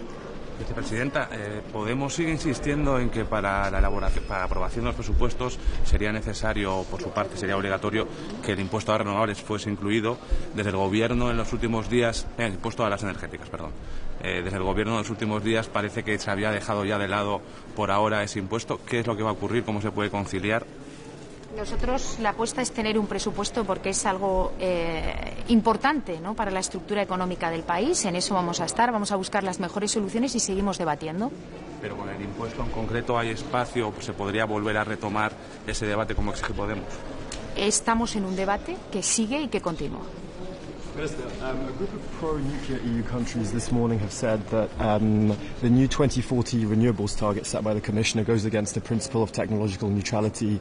Do you agree with that? I would say that for us it's very important to have concrete objectives, and in this case the Commission study, it's very clear about having clear objectives, and our side is that we need to have clear objectives on renewables. That doesn't mean that is on the contrary, a position against any national system approach in case of nuclear. Once again, we think the proposal provided by the Commission is a good one, and we will be very clear tomorrow in the meeting. Gracias. Gracias. Gracias, chicos.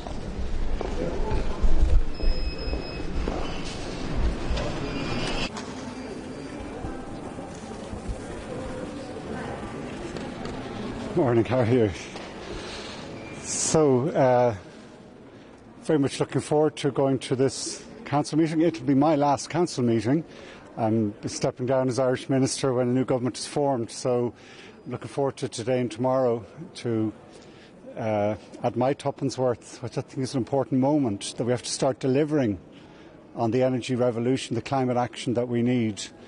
My main message today to my colleagues will be that by working together, more interconnection, that's the best way of bringing our costs down, that's the best way of making Europe competitive. And it requires real trust, it requires real collaboration. There was a very good study, I think, by Bruegel earlier this year, showed that when you have an integrated European electricity market, it saves you about 34 billion euros a year, all of us, Europeans. And that's the only way forward for us to be competitive in the world. And I think today some of the debates at lunchtime in the Council chamber about what next, that in my mind is going to be key. So I look forward to adding our contribution from Ireland. If you talk about trust, a lot of these are Acer talking points. You're meeting Singleton for lunch. In part, he's going to ask for more power to scrutinize investments in Europe to keep costs down. Can you elaborate what position you think Brussels and Ireland will take on this? I think what we need to do is remove the obstacles. One of the first obstacles is our permitting system takes so long. We have to give really clear financing, reduce the risk of investing, particularly in a lot of grid infrastructure. We have to scale up the supply chain. We don't have enough cabling and other marine shipping facilities. But more than anything else, there's a political obstacle. I've been on this Energy Council now for twice as Minister, and I think the biggest thing holding us back is maybe not thinking collectively, not thinking in a fully European Union way. I think Enrico Letta and Mario Draghi are right. We need a deepening of the electricity markets, we need reform of the capital markets. If we do those two things, the economic sense of further interconnection will work through. But more than anything else, it needs political commitment to that, and that comes from this Council. There was an Irish minister that cut down Connecting Europe in the 2010s, Connecting Europe facility for energy. Do you think that it's time to sort of put our money where our mouths are for the next MFF and just like make a massive cross-country interconnection fund? I'm trying to remember, I was Minister in 2010, so I can't remember cutting any Connecting Europe facility. We actually, at that time, we got Connecting Europe facility funding for an east-west interconnector between the UK and Ireland, and that has been real benefit to us. One other thing I would add there, in the area of energy, we need to include the United Kingdom. We need to cooperate there. It's a physical reality that they're there between ourselves and the rest of Europe, but also for all the countries, particularly in North-West Europe. If we don't connect and have good trading arrangements with UK in energy, then the economics won't work for everyone else, all their other neighbours. That's one of the other things I'll be standing up for. I want to ask you concerning the gas agreement between Russia and Ukraine. It will finish soon, and there is no intention of renew it. How this will affect the energy market now and in the foreseeing future in Europe? I think firstly one of the things I'm proudest of here in the last 4.5 years is that we responded to the use of cutting off threat of gas as an element of this war by reducing our demand, by actually looking and getting alternative sources. We did not allow Putin win. It's one of the proudest moments in my mind on the Energy Council. There were always countries that had particular challenges, countries that didn't have gas from other sources. And we always recognise in the Council that you have to make sure we don't hinder or cripple some of our own countries in that. But fundamentally, the key development going forward, in my mind, is to reduce our demand for gas. It's cutting the demand is the most effective way, because Europe does not have gas. Our competitiveness will never come by burning fossil fuels that we import from whether that's Russia, US, Qatar, in any direction. We need to electrify everything and really use our skills in that grid management to cut out the use of gas. We can roll out heat pumps in industrial and domestic settings that cut into gas demand. We can roll out renewable and other clean sources of power so we don't need gas-fired power generation. We cut those two areas, industrial use and domestic, three areas, and power generation. We will not need that gas. That ultimately is the only really secure way forward for us. Upcoming plan to phase out Russian energy today. Do you have a view on what should be in that? Should it cover everything, including nuclear fuel? Yeah, I think one of the things is we've had too long in this Council, and maybe in the wider political debate, it's been an ongoing row, renewables versus nuclear. We have nuclear, and renewables is going to be the mainstay of investment, globally as well as in Europe. I think the real question for us is, can we integrate the two in these integrated markets I'm talking about, where we're not just isolated blocks of nuclear and then the rest of us running a renewable system. And so I keep coming back to that point about interconnection, where you do have balancing capability, which nuclear can't stop in the way of. If one country was to say, oh, we're just going to stick with our nuclear, and all our neighbours, well, they can do whatever they want, but that won't work. I think that it won't work for that country, and it won't work for the wider European Union. So I do think we were asked the question in this Council three months ago on Draghi's report, can we decarbonise and be competitive? The only answer is, well, it doesn't take long to think. We're not going to be competitive in using fossil fuels. There will be nuclear, but I think it'll be a small percentage of European electric power. It's more expensive, and we have to make sure that that nuclear block can't stop the integration we need so that all our power prices come down. That, I think, is the key response, not just to the Russian threat, but to our real competitiveness issue. You just mentioned energy cooperation with the UK. I mean, how do you see that progressing going forward? Well, firstly, I was very pleased. For us in Ireland, it was a really significant decision by Ofgem 3 weeks ago, where they are looking at a whole number of different interconnectors with Ireland, with France, with Germany, Denmark, and saw the bigger picture and said, yes, that does make sense for the UK and for the rest of Europe. So interconnection is the first thing. We do need to get good trading arrangements for electricity. At the moment, that's not functioning. In my mind, the trade and cooperation agreement between the European Union and the UK was very progressive on energy. It recognised that it's in all our interests to make sure that this works. We have to be careful that in the negotiations with the UK on resetting the relationship with Europe, we don't see energy being used as a trading or chip in terms of what we need to do. So, and then last but not least, we need to make sure that our carbon markets, our CBAM, carbon systems integrate well. So it's allowing for trading, further interconnection, and making sure that carbon market systems align are probably the three key things we need to do. I think we want to make sure that they don't create obstacles which would make it difficult, particularly in energy, to be able to trade and interconnect. And how exactly we do that will be in the detail. Thanks, Anita.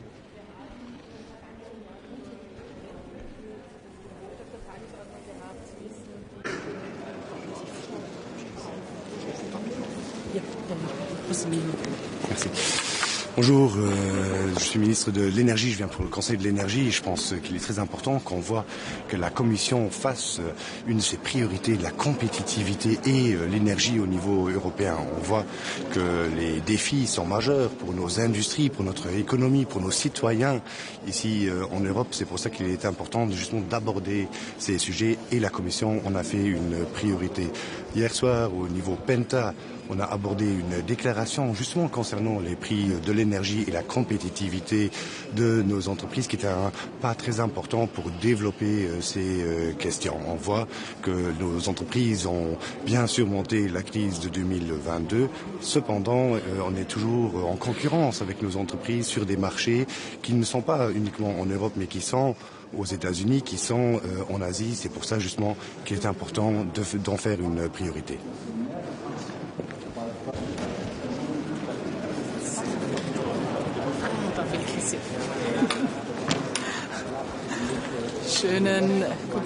Schönen guten Morgen. Herzlichen Dank wieder für das große Interesse am Rat der Energieminister, Energieministerinnen. Ich komme gerade von einem Frühstück der Friends of Renewables. Sie kennen unsere Interessensgruppierung für den Ausbau der Erneuerbaren ja bereits. Wir durften heute auch den neuen EU-Energiekommissar Dan Jorgensen begrüßen, der uns über seine Prioritäten für die ersten 100 Tage informiert hat. Ich glaube, es ist völlig klar, wo hier Österreich steht. Wir brauchen einen raschen Ausbau der Erneuerbaren, um eine sichere, eine stabile, eine unabhängige und eine günstige Energieversorgung für diesen Kontinent sicherzustellen. Heute am Rat 2 wichtige Dinge aus meiner Sicht. Es geht einerseits um die Vorbereitungen für diesen Winter, Stichwort Gasversorgungssicherheit. Das steht auf der Tagesordnung mit einer Information der Kommission zu den Vorbereitungen auch wieder auf diesen kommenden Winter. Sie wissen mittlerweile, die OMV hat den Vertrag mit der russischen Gazprom angekündigt zu kündigen. Das ist gut, das ist ein notwendiger Schritt und auch eine logische Konsequenz aus der Tatsache, dass Gazprom die Lieferungen eingestellt hat an die OMV nach einem Schiedsgerichtsurteil. Das ist ein wichtiger Schritt für unsere Energieunabhängigkeit, für den Ausstieg aus russischen Brennstoffen. Wir werden heute von der Kommission hören, die Vorbereitungen europaweit auf diesen Winter. Wir bereiten uns nicht nur auf dieses Vertragsende vor, sondern natürlich auch auf das Ende des Transitabkommens durch die Ukraine. Und deswegen werde ich auch in diesem Zusammenhang Gespräche führen mit der Kommission, mit den Nachbarstaaten, weil wenn wir uns gemeinsam darauf vorbereiten, sind wir stärker. Und genau das machen wir heute. Der zweite Punkt noch ganz kurz, den auch Österreich auf die Tagesordnung gebracht hat, ist die deutsche Gasspeicherumlage. Also auch das Thema kennen Sie bereits. Die Gasspeicherumlage, ich sage es jetzt einmal sehr verkürzt, ist ein Zoll auf Gas, das nach Österreich kommt durch Deutschland. Ich habe das wiederholt hier zum Thema gemacht. Warum? Weil Österreich der Meinung ist, es ist europarechtswidrig und weil uns das bis jetzt 60 Millionen Euro gekostet hat. Das ist Geld, das die Industrie zahlt, die Gas braucht. Das ist Geld, das die Kundinnen und Kunden zahlen, die mit Gas ihre Wohnungen heizen. Wir haben in den vergangenen Jahren unzählige Gespräche geführt, es wiederholt auf der Tagesordnung gehabt. Sie wissen, die Kommission hat auch ein Vertragsverletzungsverfahren eingeleitet. Nach der Ankündigung der deutschen Ampelregierung, die Gasspeicherumlage abzuschaffen, die wir sehr begrüßt haben, wurde auch dieses Vertragsverletzungsverfahren auf Eis gelegt. Jetzt kennen Sie die politische Situation in Deutschland. Die Ampel ist zerbrochen und jetzt hängt dieses Gesetzgebungsverfahren in der Luft. Grüne und SPD sind dafür, das auch weiterhin abzuschaffen. Es braucht aber jetzt die CDU, es braucht die Union, um diesen Beschluss tatsächlich auch zu fassen. Ich habe deswegen den österreichischen Bundeskanzler ersucht, den Außenminister ersucht, auch an ihre Schwesterpartei heranzutreten, diesen Beschluss auch tatsächlich zu fassen, in der Geschwindigkeit, die wir dafür brauchen. Wir haben positive Signale. Ich bin zuversichtlich, dass wir nicht das letzte Mittel brauchen werden, aber ich sage auch in aller Deutlichkeit, das ist für Österreich eine entscheidende Frage auf unserem Weg weg von russischem Gas, eine entscheidende Frage für unsere Energiesicherheit und Diversifizierung. Deswegen werden wir auch, wir wissen, wir haben als letzte Möglichkeit auch rechtliche Mittel. Deswegen werde ich auch den Verfassungsdienst in Österreich ersuchen, sich das anzuschauen und auch vorzubereiten als letztes Mittel. Die Klagsmöglichkeiten, wie gesagt, ich bin zuversichtlich, dass wir dieses letzte Mittel nicht brauchen. Aber es ist das für Österreich einfach eine sehr, sehr wichtige Frage. Daher heute auch wieder auf der Tagesordnung. Damit einmal soweit von mir. Frau Ministerin, gleich zur Gasspeicherumlage. Sie haben gerade gesagt, Sie haben innerhalb der Regierung Druck gemacht, quasi mit Deutschland Kontakt aufzunehmen. Haben Sie da auch Druck gemacht und sind Sie zuversichtlich, dass diese Gasspeicherumlage fallen könnte, bevor Sie rechtliche Schritte ergreifen müssen? Selbstverständlich. Seit 2 Jahren ist es auf jeder Tagesordnung des Rates in bilateralen Gesprächen, zwischendurch in Gesprächen mit der deutschen Bundesregierung. Ich habe es vorher schon beschrieben, die politische Situation war ja, dass die Ampelregierung für die Abschaffung der Gasspeicherumlage war. Dazwischen kam ein Sturz der Ampelregierung.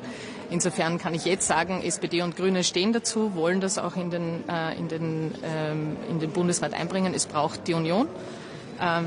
Daher mein Ersuchen, parteipolitisch an Bundeskanzler und Außenminister, da auch hier zu unterstützen, dass dieser Beschluss tatsächlich fällt. Ich bin vorsichtig zuversichtlich, aber sicher können wir erst sein, wenn diese Umlage tatsächlich gestrichen ist. Das braucht einen Gesetzesbeschluss und darauf machen wir Druck. Aber wie gesagt, wir bereiten uns auf alle Eventualitäten vor. Aber Sie sagen, positive Signale heißt das, dass Sie von der Deutschen Union, dass die gesagt haben, dass Sie auch weiter an diesem Projekt dran halten werden? Oder ja, was sind diese positiven Signale? Positive Signale ist zum Beispiel die vorläufige Aussetzung der Umlage ab 1. Jänner durch die Bundesnetzagentur und den Handelsplatz THE. Aber es braucht die Gesetzesänderung, damit das tatsächlich fix ist und so bleibt. Und darauf werden wir weiter Druck machen. Wie gesagt, wir brauchen hier die Union. Ich bin zuversichtlich, das ist ein Zustand, der aus meiner Sicht europarechtswidrig ist. Ich bin zuversichtlich, dass man hier zu einer vernünftigen Lösung auch kommt und auch in dieser Frage, in dieser Situation in Deutschland. Aber wie gesagt, wir behalten uns auch als letztes Mittel vor, dass wir tatsächlich rechtliche Schritte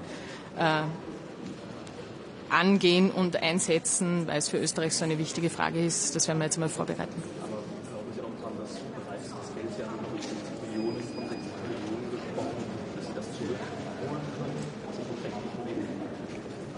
Das Wichtigste ist jetzt, dass diese Umlage tatsächlich abgeschafft wird. Daraufhin machen wir Druck.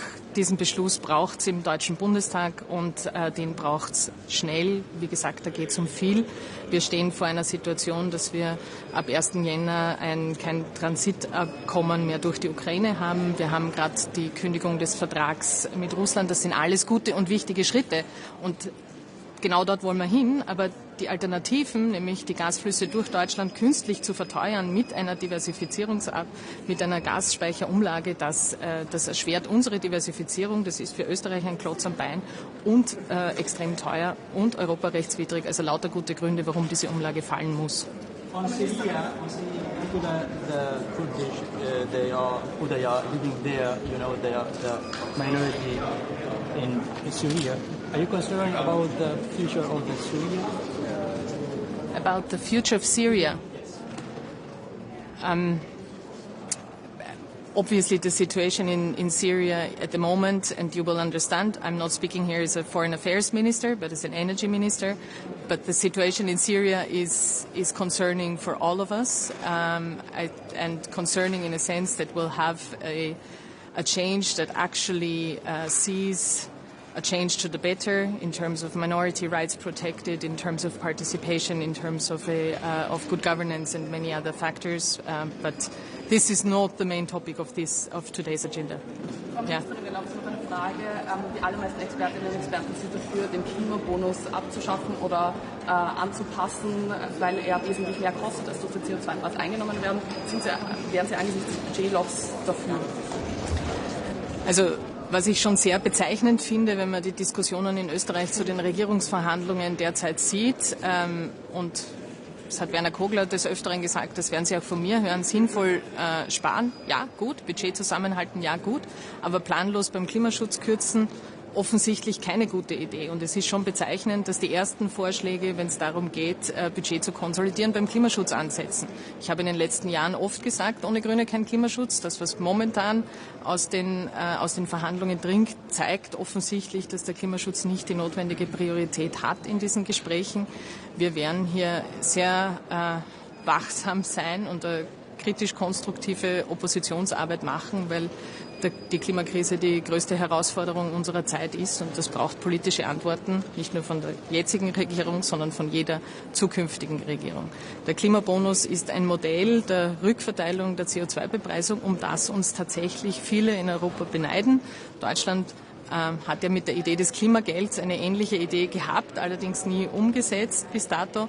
Insofern möchte ich hier wirklich alle daran erinnern, das ist eine Frage der sozialen Gerechtigkeit, der Klimabonus. Das hat auch eine progressive, umverteilende Wirkung und stellt sicher, dass die CO2-Bepreisung auch gesellschaftliche Akzeptanz hat.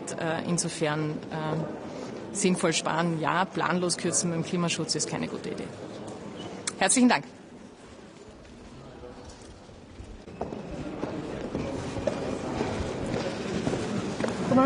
Good morning, good morning. Good morning, good morning. So looking forward to today's meeting before Christmas with the energy ministers.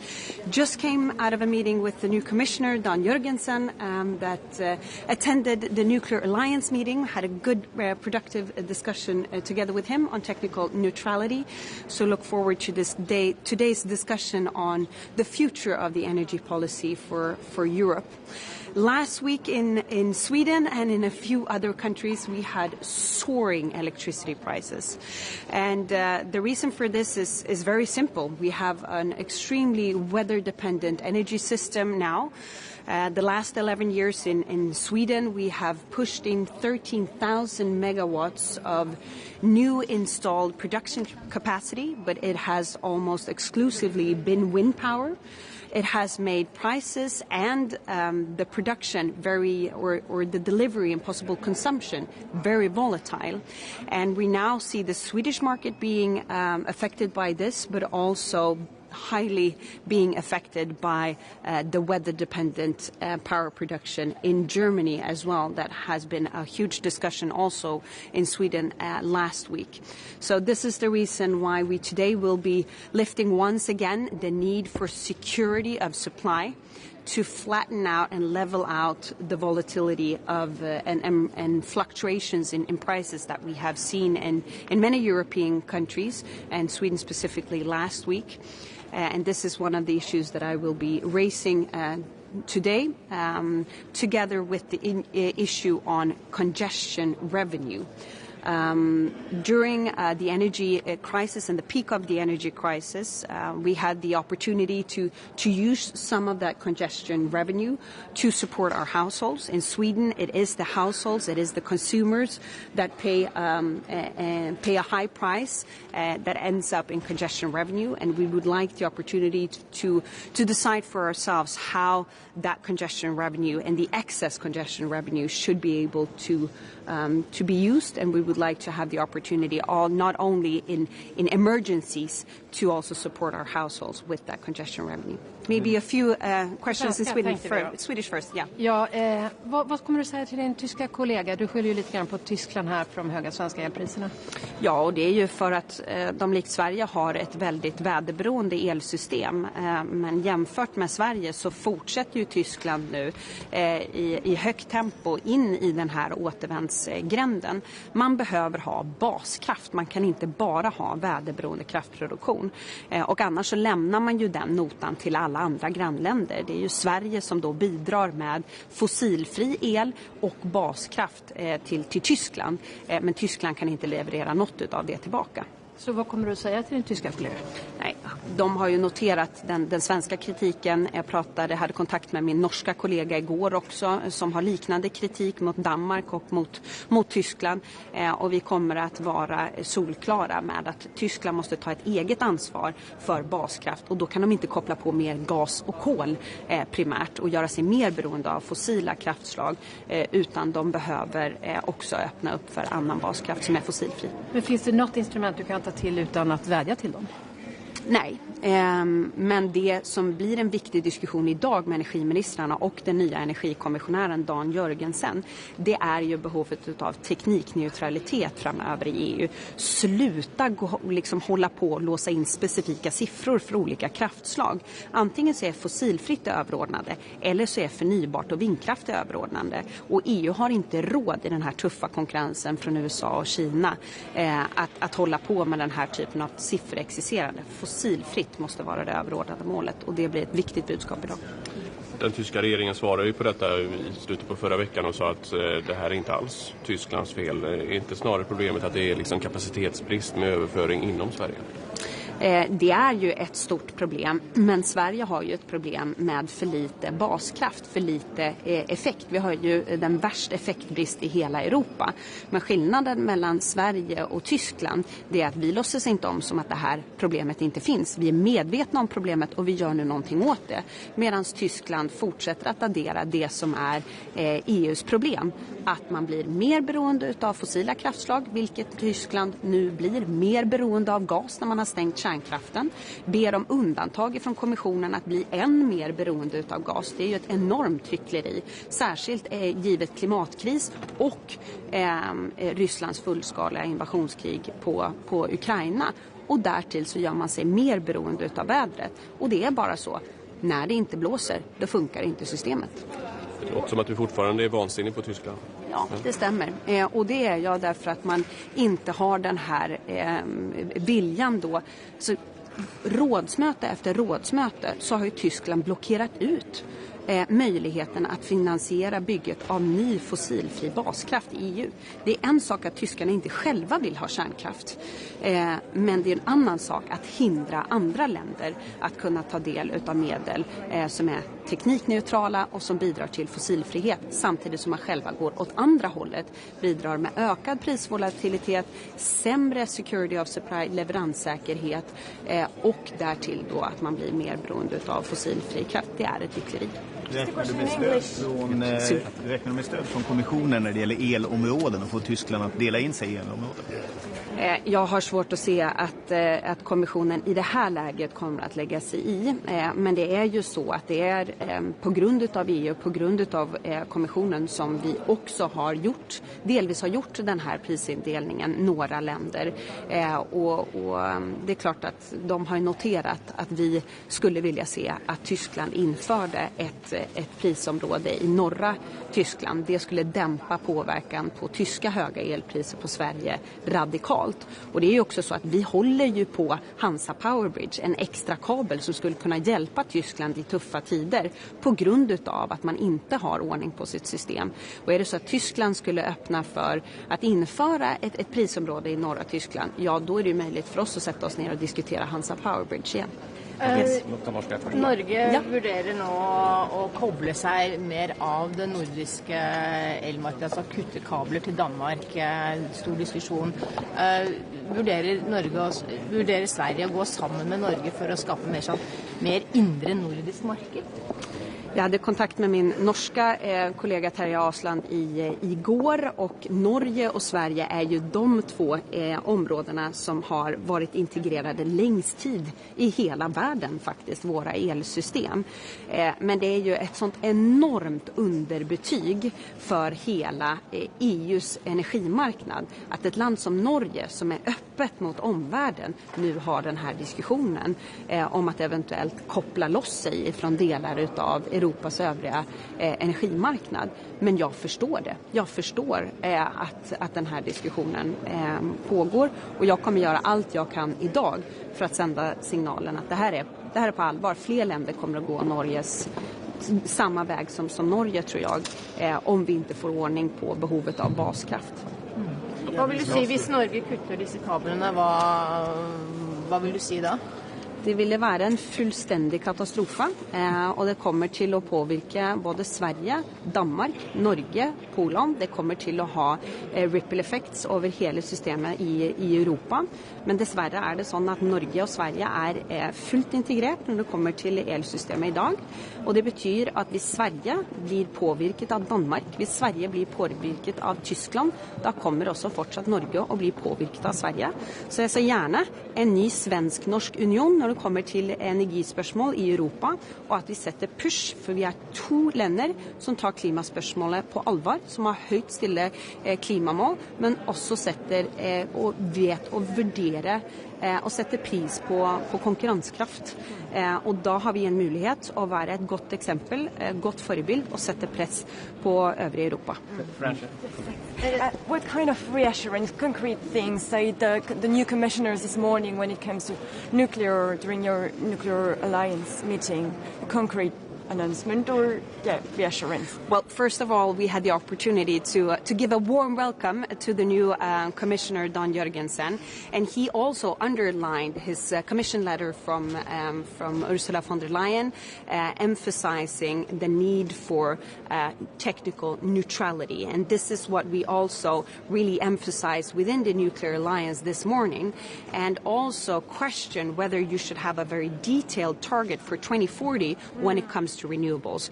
And mind you, Sweden is the #1 country in the world, together with Denmark, that has the most amount of renewables in our system, the most amount of wind power in our system. We love renewables, but we also need to have more dispatchable power production, more baseload that makes it possible not only to have a lot of installed production capacity, but also that it is possible for companies to connect to the grid with. So this is where I see the Commission will be in a target conflict. Is it more important to have a specific target for renewables, the amount of renewables, where you can tamper with statistics, for example, by closing down nuclear power plants, or is the main target fossil-free and clean energy production in Europe?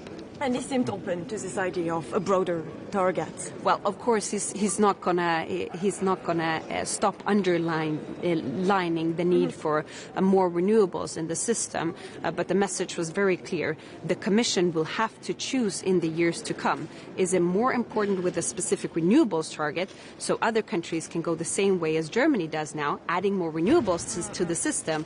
but also adding a lot of fossil sources to the system. That cannot be the way forward for Europe. It has to be fossil-free and technical neutrality, and that has to weigh heavier than any other specific statistics in this. So, Minister, thank you very much. Are you blaming the large single price zones on the continental Europe, the French and the German one, for the price situation in the Nordics last week? In part, yes. So we had a situation the other day where the prices soared all the way up to almost, if you add taxes and other parts, almost €1 per kilowatt hour. It was very expensive, between 5 and 6 to take a shower in Malmö, in the very southern part of Sweden. And it just comes down to physics. I mean, I have huge respect for our Germans' decision to close down nuclear. That is something that it is in their full right to make that decision as a single member state, but they did that in a time of need where we needed more baseload, more fossil-free power production, and they have made all of their neighbors more affected by their very weather-dependent energy production. And I mean, no willpower in the world can override the basic rules of physics, not even Dr. Robert Habeck. And that's just the way it is. If the wind doesn't blow, you don't have enough electricity production. And there is a difference between having a derating capacity factor of 74 that the nuclear has, or 84 like hydropower has in Sweden, and 11% which on land wind power has. It makes for very different qualities in the system. It makes it gives a completely different result in terms of being able to add more connectors and more households or companies to the system. Let me be frank. Do you think the German and the French bidding zone should be split? I would like, my main target is Germany at this point. I would like for a specific price zone in the northern part of Germany. Germany can take whatever decision they want, but they need to see it affects their neighbors a lot, and it is not fair that Swedes should pay German prices for German decisions, while we are providing Germany with fossil-free baseload, and they cannot do the same back. Thank you very much. And Thank you. Continue.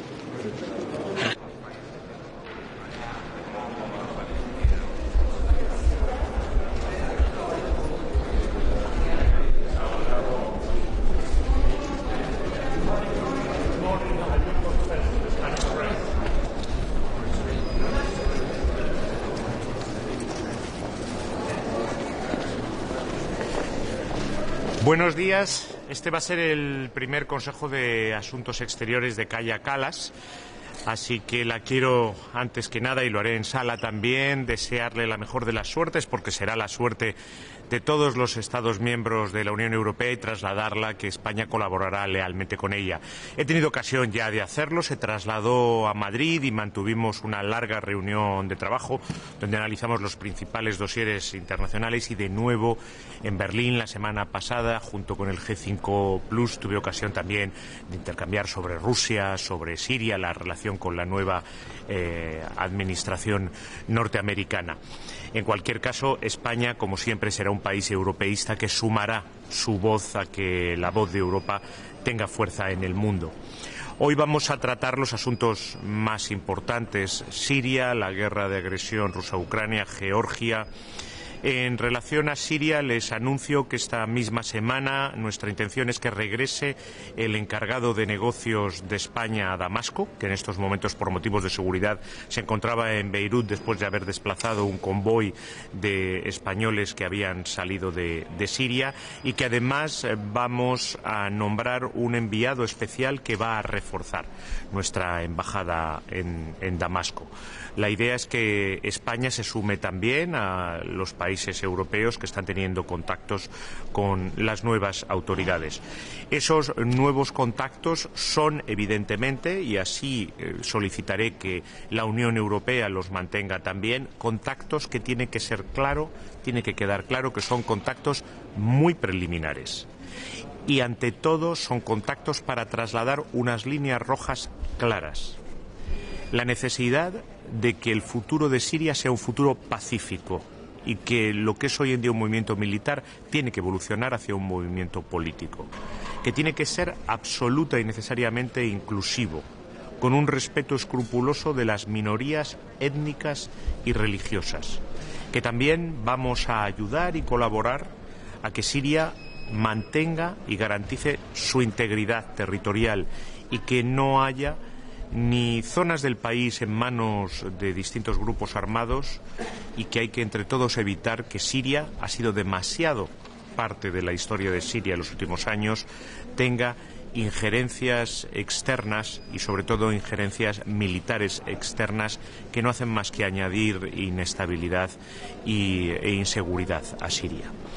También hoy estoy convencido de que trataremos la posible vuelta de refugiados sirios a Siria, refugiados sirios de distintos países. Como saben, hay muchos millones de sirios refugiados en Turquía, en Líbano, en Jordania, también en Europa.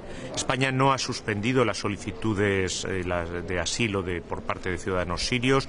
Las cifras son pequeñas comparadas con otros países europeos y, por tanto, no se ha visto la necesidad de hacerlo. Y lo que sí voy a señalar es que, y España desde luego lo va a hacer, y la embajada en Damasco así también lo va a hacer, vamos a ser muy escrupulosos en verificar que el regreso de los refugiados a Siria, que es una buena noticia, recordemos que los refugiados son personas que viven por motivos ajenos a su voluntad fuera de sus hogares y junto con sus familias, que este retorno sea un retorno seguro, que sea un retorno que respete los derechos humanos de los refugiados y que se haga según los criterios que marca ACNUR, la Agencia de Naciones Unidas para los Refugiados. En segundo lugar, vamos a analizar la situación en Rusia. Tuvimos ocasión de manera muy larga y extensa de tratarlo con Alemania, Francia, Polonia, Italia y el Reino Unido, además de con la alta representante Kaja Kallas en la reunión en Berlín. Vamos, una vez más, estoy convencido, desde luego España lo va a hacer, a volver a recordar que vamos a estar junto a Ucrania tanto tiempo como sea necesario y mucho más en este momento tan difícil donde se enfrenta a un invierno muy complicado. Volveré a recordar que el hecho de que se destruya de manera masiva las infraestructuras energéticas rusas es una violación flagrante del derecho internacional y, desde luego, España intentará, tanto con defensas antiaéreas como con generadores eléctricos, paliar y permitir que la población civil tenga acceso a esa energía, a ese suministro energético que le permite tener luz y calefacción. Y también tenemos que analizar la forma de garantizar que esa ayuda sea previsible y sostenible, y para eso tiene que estar garantizada la financiación. Y en estos momentos yo creo que hay un debate sobre los activos congelados rusos que debemos todos detener y ver si esa es una forma posible, viable, realista de garantizar ese apoyo también financiero a Ucrania. Y desde luego apoyaré que hoy entre en vigor el 15 paquete de sanciones de la Unión Europea a Rusia. España está siempre abierta a cualquier paquete de sanciones. Y finalmente, también en esa región analizaremos la situación en Georgia. Yo lamento profundamente que Georgia haya decidido paralizar su camino hacia la familia europea y la Unión Europea. Espero que muy pronto, lo antes posible, regrese a ese camino. Y, entre tanto, hay cosas que son insoslayables. El derecho de manifestación, la libertad de expresión, el hecho de no utilizar violencia contra los manifestantes es algo fundamental y es algo que la Unión Europea debe de ser muy vigilante, como tenemos también que mostrar nuestra preocupación hacia las alegaciones que una parte de la clase política georgiana nos señala de injerencias externas. La desinformación es, sin duda, uno de los grandes problemas a los que nos enfrentamos todas las democracias, mucho más en los momentos de procesos electorales, y la Unión Europea, y yo creo que hoy voy a solicitar que así se exprese la voz de la alta representante, debe demostrar preocupación porque Georgia abandone ese camino europeo y al mismo tiempo también preocupación por esas alegaciones que están haciendo una buena parte de la clase política georgiana de injerencias externas que van directamente y enfocan directamente al proceso electoral.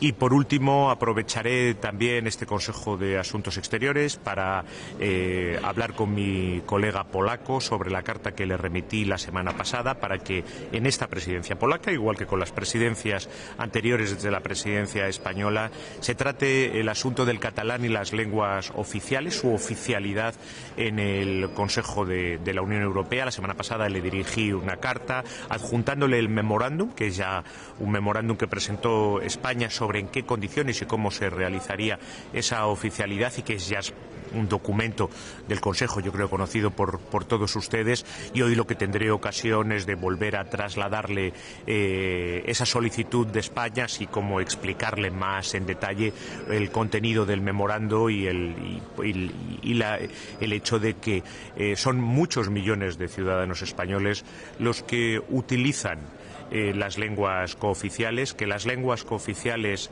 son parte de la identidad nacional española. Cuando hablamos del catalán estamos hablando de 10 millones de personas que se expresan todos los días en catalán y que el hecho de defender y proteger la identidad nacional española de la misma forma que el hecho de proteger y defender el multilingüismo está en los tratados de la Unión Europea y es un objetivo que tenemos que tener todos y por lo tanto la oficialidad es una forma también de atender a nuestros ciudadanos que hablan todos los días con total normalidad nuestras lenguas cooficiales. Y quedo a disposición de sus preguntas. ¿Ha habido algún avance a nivel técnico en ese aspecto? El Gobierno español ha pedido los informes que pedían algunos Estados miembros para poder avanzar en el asunto. Los informes no los pide el Gobierno español, los va pidiendo el propio Consejo y hay un informe solicitado sobre costes que hubo ya un primer informe preliminar y estamos a la espera del informe definitivo y por lo tanto sí, se va avanzando en esos puntos. ¿Harán este semestre ese informe? No lo puedo saber porque tengo que hablar con el Secretariado General del Consejo. Yo espero que lo antes posible. Desde luego, cada vez que tenemos contactos con las distintas instituciones europeas, y lo hacemos muy a menudo y con el Secretariado General del Consejo, lo que nosotros les solicitamos es que sea lo antes posible y lo mayor posible. Y una de las cosas que estoy trasladando en estos momentos también es este asunto no debe de verse como un asunto político o politizado. No se trata de unos españoles contra otros, sino que es parte de la realidad y de la identidad nacional española. Está en nuestra Constitución, son idiomas que se hablan en nuestro Parlamento. Hay millones de españoles que son completamente bilingües y que se expresan todos los días en las lenguas cooficiales. Hay acuerdos administrativos con prácticamente todas las instituciones de la Unión Europea desde hace 20 años y nunca ha habido el más mínimo problema. Así que, por lo tanto, yo siempre explico que todas las fuerzas políticas españolas se tienen que encontrar en este punto. Yo, por supuesto, haré todo lo que esté en mi mano para ello y que no es solo un asunto político en el sentido de politizado, sino es un asunto de identidad nacional, un asunto verdaderamente de Estado y constitucional español. Ministro, ¿le preocupa que Israel tome una decisión similar con su embajada en España como la que ha tomado con la de Irlanda? Hasta ahora no tenemos ninguna noticia al respecto. La embajada funciona con total normalidad. En cualquier caso, son decisiones soberanas de Israel. A mí lo que me preocupa es que España siempre cumpla con el derecho internacional. Lo que a mí me preocupa es que España esté siempre protegiendo a los civiles indefensos y lo que a mí me preocupa es que España esté siempre haciendo todo lo que pueda por la paz y la seguridad en Oriente Medio, por la justicia para el pueblo palestino, por las legítimas reclamaciones de seguridad para el pueblo de Israel, porque llegue y se consolide ese alto el fuego en Líbano y porque Siria sea un país estable e inclusivo. Eso es lo que me preocupa y me ocupa todos los días. Ministro, hay líderes europeos que ya están hablando de la posibilidad de unas fuerzas de paz en Ucrania. ¿Esto es algo que España está valorando? ¿Podría participar en un futuro? ¿Cómo lo ve? Estamos todavía en el terreno, cuando se habla de esas cosas, de la especulación. No es un debate en estos momentos. No es un debate entre los europeos y yo no creo que hoy vaya a ser un debate en el Consejo de Asuntos Exteriores. No es algo que España se esté planteando. Minister, a question for Reuters, a follow-up on that. You said that there's no debate about the issue of future peacekeepers, but will there be a discussion about preparations for the day after, for the scenario where there might be a ceasefire in Ukraine, and what the EU could do to support Kyiv in that scenario?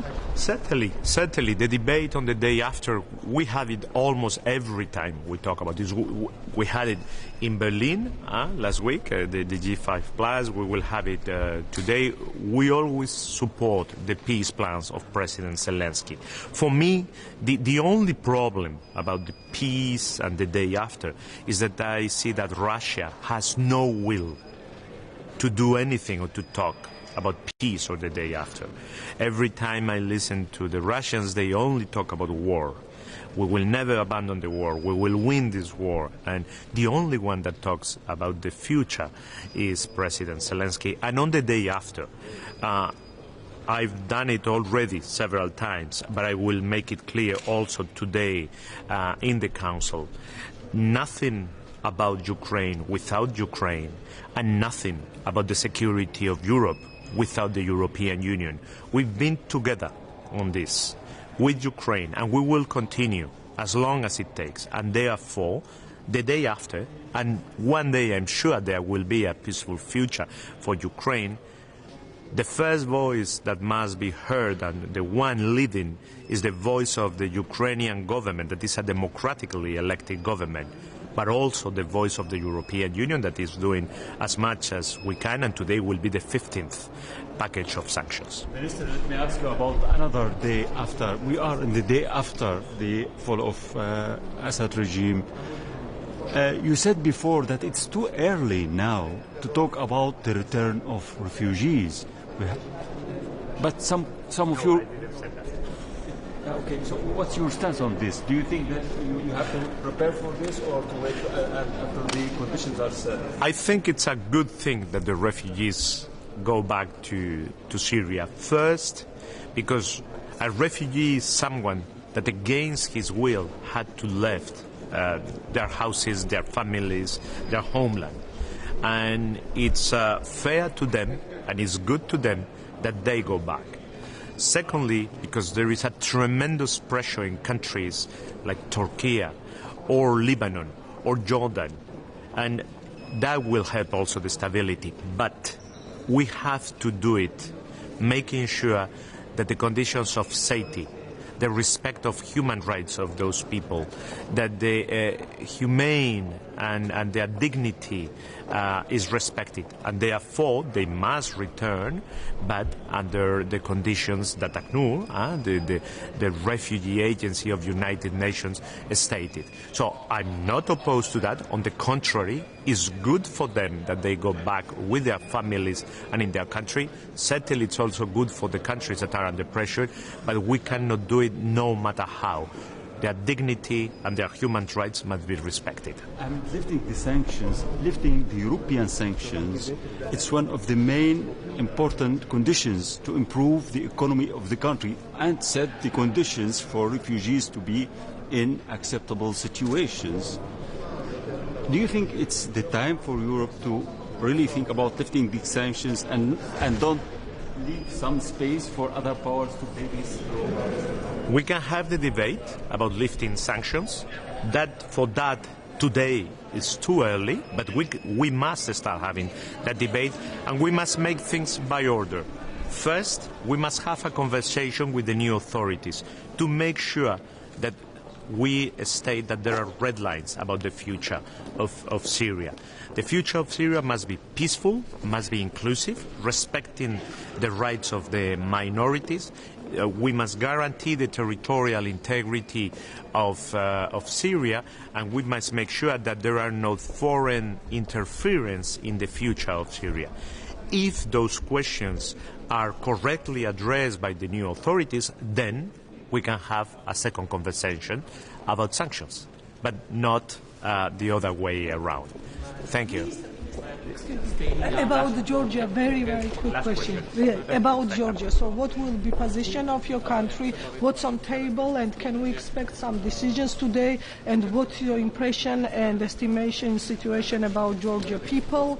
More than 2 weeks are standing in the street, fighting for their freedom, for their better future, for European future. And we saw violences and still young people under detention there. There are three things. First one, of course, the right to peaceful demonstration and the freedom of speech must be respected, and I really regret the violence against peaceful demonstrators. Secondly, I very much regret and I'm worried that Georgia would abandon the path to European Union. The future of Georgia should be in the European family. And thirdly, we should today discuss about the claims of a part of the political class, the Georgian political class, about foreign interference in their democracy and in their voting. I think that misinformation and foreign interference in elections is one of the main threats today to our democracy. Thank you. Hasta luego. Hasta luego.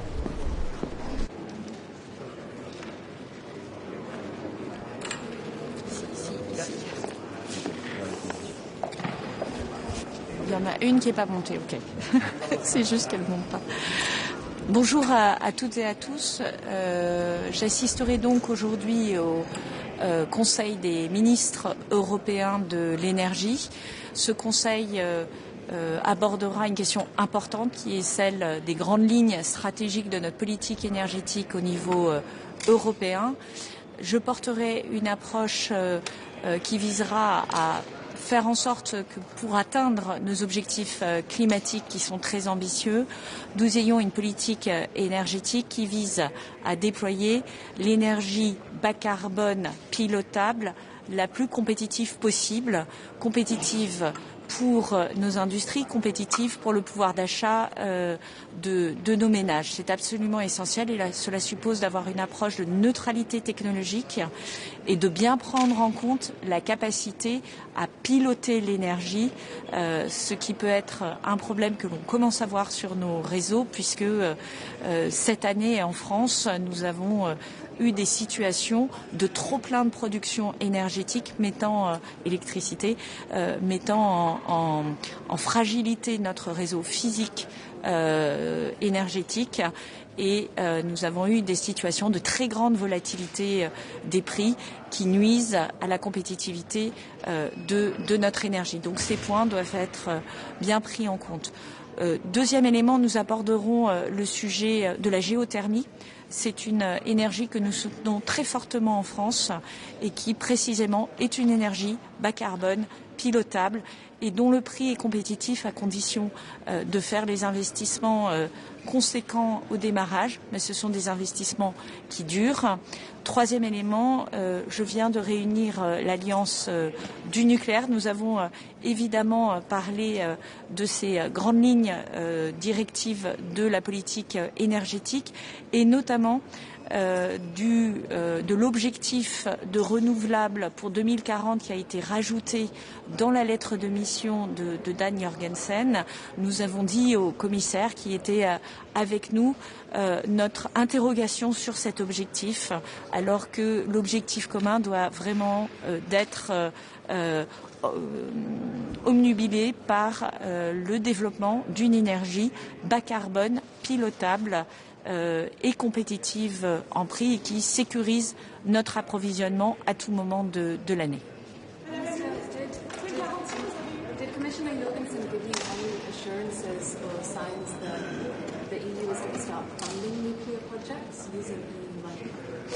At this time, Dan Jorgensen shows some openness regarding the role played by nuclear to reach our climate goals and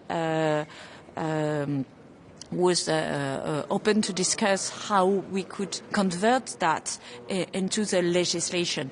It was a quick meeting with Dan Jorgensen because he has to be in another room quickly afterwards. But it was a good discussion, and we have the opportunity to convey all the messages of the 14 countries that are now involved in the nuclear alliance, 15 countries, 3 with a status of observer and 12 that are completely on board.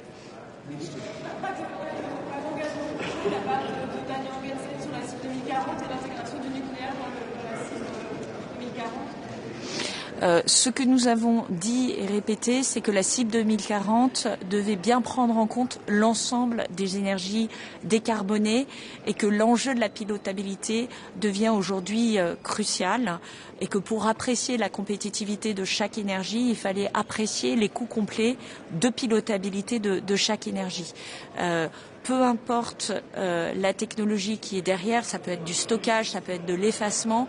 Ce qui compte pour nous, c'est que chaque énergie soit mise sur la même ligne de départ en termes de compétitivité et de soutien et qu'elle comporte bien un volet de pilotabilité puisque c'est ça qui va nous permettre d'atteindre avec le meilleur prix notre objectif climatique 2040 et 2050. Ministre, voulez-vous rester ministre des Fonds des intérêts énergétiques français au sein de l'Union? Je ferai aucun commentaire sur l'actualité nationale française.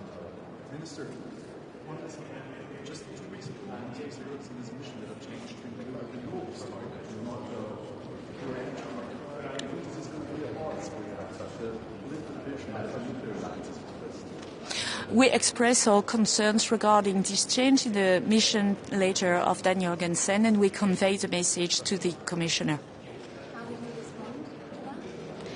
He told us that he understands the point and that we will need to have some discussion around this. And that he welcomed the fact that nuclear was clearly a lever to decarbonize our economy, our industry, and that there was no question around the need to have nuclear on board.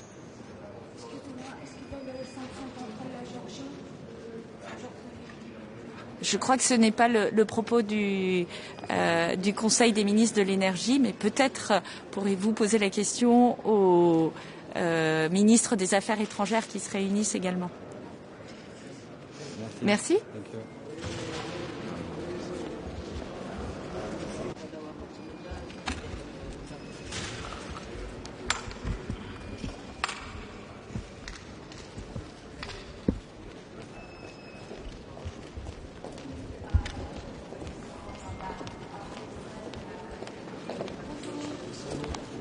Bonjour à toutes et tous. Toutes mes pensées vont ce matin à nos compatriotes à Mayotte qui vivent les conséquences tragiques de la catastrophe qui s'est abattue sur l'île. Sous l'autorité du Premier ministre, le gouvernement et les services de l'État sont pleinement mobilisés pour apporter soutien, renfort, sécurité à nos compatriotes mahorais. Et dès cette semaine, nous allons travailler avec la Commission européenne pour que la solidarité européenne soit au rendez-vous et permette de soutenir l'effort de reconstruction qui s'annonce. Aujourd'hui, au Conseil des Affaires étrangères, nous allons aborder la question de l'Ukraine, à la suite de la réunion, de la rencontre entre président Zelensky et président Trump sous les auspices du président de la République. Ce Conseil sera l'occasion de réaffirmer notre soutien indéfectible à l'Ukraine, qui prend un certain nombre de formes, de soutien financier, avec le prêt de 45 milliards d'euros qui va parvenir aux Ukrainiens, soutien militaire en matière d'équipement, de formation des soldats ukrainiens, comme nous l'avons fait en France avec la brigade Anne de Kiev, et puis les sanctions, et nous déciderons aujourd'hui de 2 trains de sanctions, le premier visant des dirigeants liés aux forces armées russes, ainsi que des entités qui permettent le contournement des sanctions que nous avons prises depuis plus de 2 ans et demi maintenant. Et puis un deuxième train de mesures qui, lui, concernera les acteurs russes de la désinformation et de la déstabilisation, et notamment celles et ceux qui opèrent en Afrique au détriment des intérêts français et des intérêts européens. Un mot du Proche-Orient, qui sera au cœur de nos discussions, avec tout d'abord la Syrie, après la chute du régime criminel de Bachar al-Assad, l'Union européenne doit se mobiliser pour apporter tout le soutien humanitaire au peuple syrien. Et puis ensuite, pour l'avenir, ce bouleversement majeur pour la région, c'est aussi l'occasion pour les Syriens de reprendre en main leur destin. Mais c'est une période qui comporte un certain nombre de risques. Le risque de la fragmentation, de la déstabilisation de la Syrie, le risque islamiste également. Dans ce contexte, l'Union européenne dispose d'un certain nombre de leviers, l'aide financière à la reconstruction, la levée éventuelle des sanctions. Mais pour les activer, il faudra qu'un certain nombre de conditions soient remplies. Une transition politique qui permette à toutes les minorités de la Syrie d'être représentées, le respect des droits de l'homme, le respect des femmes en Syrie, la lutte contre le terrorisme et contre l'extrémisme. Et cette réunion du Conseil des affaires étrangères sera donc l'occasion de mettre en commun ces conditions que nous voulons voir respectées avant d'activer le soutien de l'Union européenne à la Syrie. Au Liban, le cessez-le-feu est fragile mais se maintient. Pour que ce cessez-le-feu puisse être durable, il faut renforcer les forces armées libanaises et j'appellerai l'Union européenne à augmenter son soutien aux forces armées libanaises en multipliant les instruments disponibles de façon à ce que nous puissions avancer et faire avancer le Liban dans la bonne direction. Nous aurons enfin l'occasion d'aborder le sort de l'Arménie. J'appellerai l'Union européenne à développer sa relation avec ce pays auquel la France est très attachée et que nous puissions là encore lui apporter tout le soutien qu'il est en droit d'attendre. Merci beaucoup. Merci.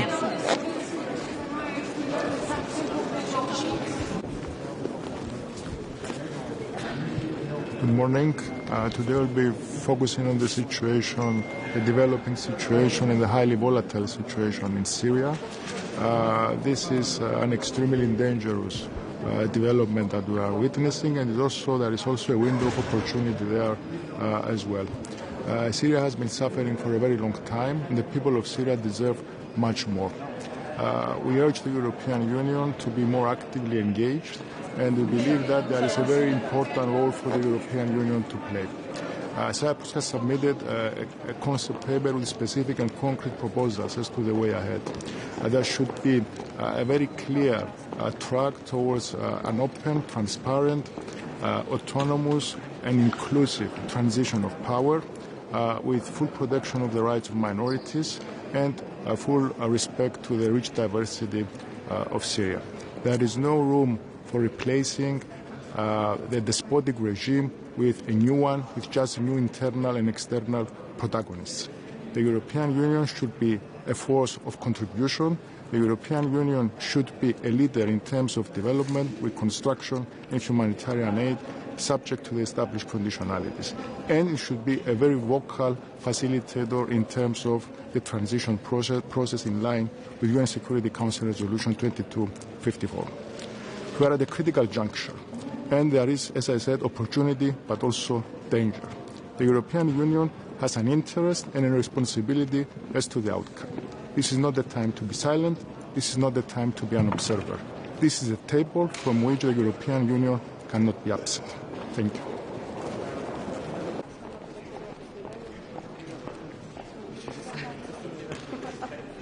Tak dobré ráno. Dobré ráno, pane ministře. Můžete nám nejdřív říct, vy jste včera pořádal večeři pro další ministry, tak co se tam řešilo a pak bych se zeptala i na dnešní snídani.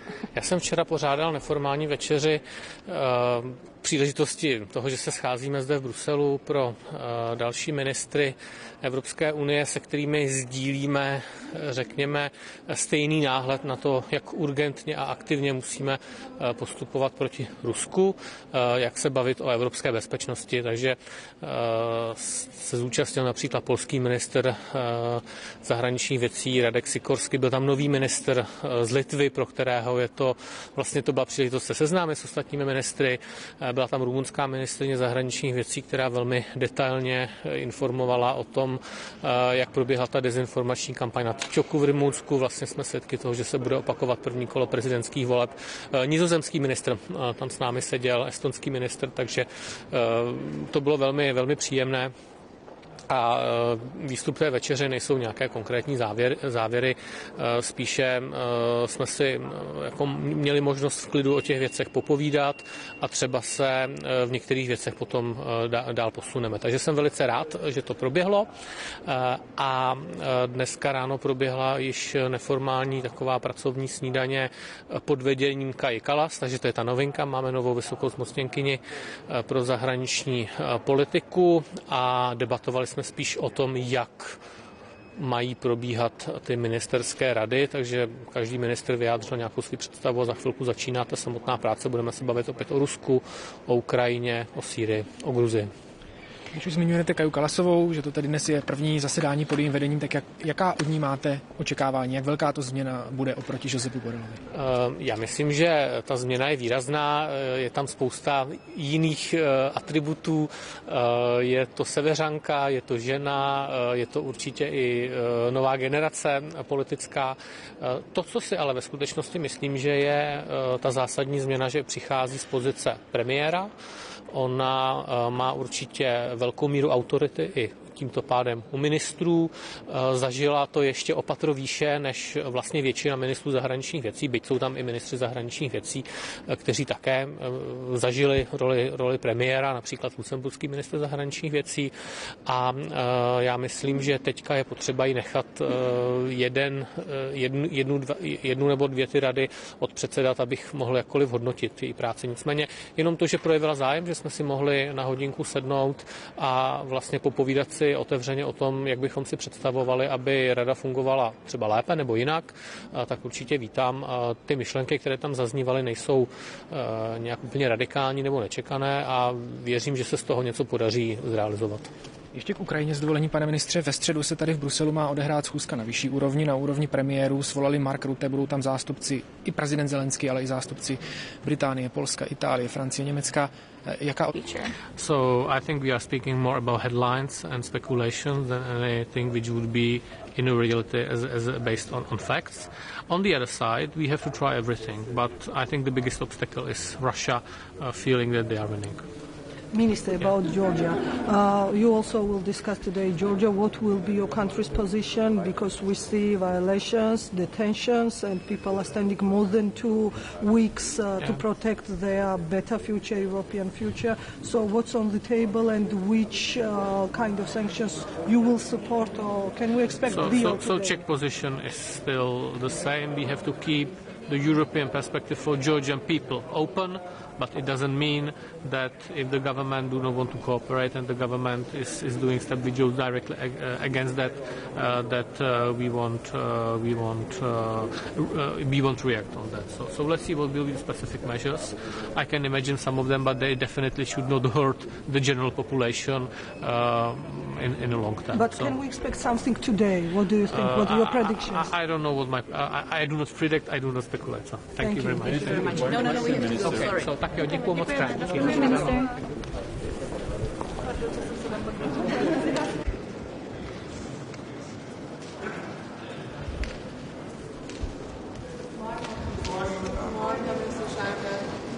Guten Morgen.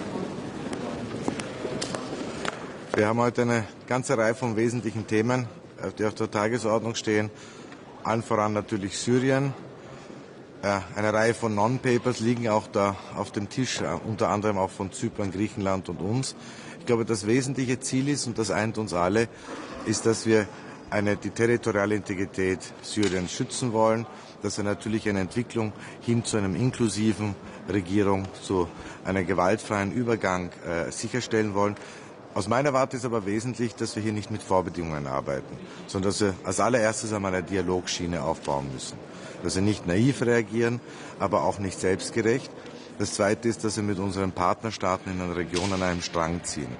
Ich habe in den letzten Tagen intensive Gespräche gehabt mit meinen türkischen Kollegen, mit einem Kollegen aus Jordanien und aus dem Libanon.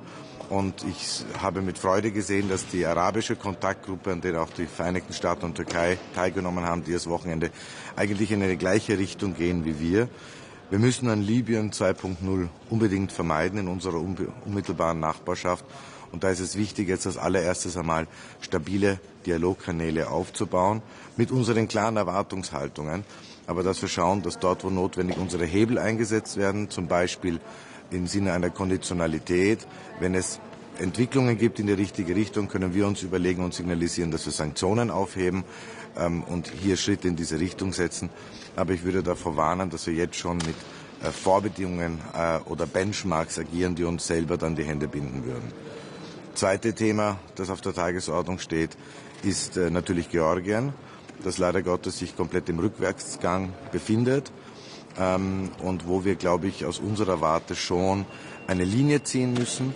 Ich sage ganz klar, und ich habe in Malta am Rande des OSZE-Gipfels ein sehr deutliches und offenes Gespräch gehabt mit meiner neuen georgischen Amtskollegin. Es geht mir nicht darum, dass wir die Türen zuschlagen. Wir wollen nicht die Brücken abreißen. Georgien ist weiterhin ein Land, dessen europäische Orientierung wir unterstützen müssen. Wir wissen, dass die georgische Bevölkerung zu einer großen Mehrheit genau diesen EU-Weg auch wünscht. Aber wir werden uns natürlich überlegen müssen, ob wir hier gewisse Signale setzen müssen, wie etwa Aufhebung von Visafreiheit für Diplomatenpässe und Dienstpässe, wie etwa punktuelle Sanktionen gegen Mitglieder des öffentlichen Dienstes, die hier für die Gewaltexzesse nur verantwortlich sind.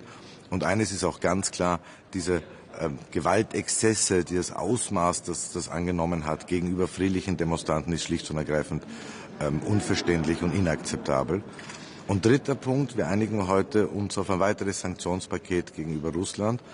Und ich möchte auch betonen, unter ungarischem EU-Vorsitz. Das ist keine Selbstverständlichkeit, das hätten sich vermutlich viele nicht vorgestellt. Aber es ist wieder ein Signal, dass im Grunde genommen wir viel geeinter sind, als man manchmal in der Öffentlichkeit wahrnimmt. Danke. Sorry, first.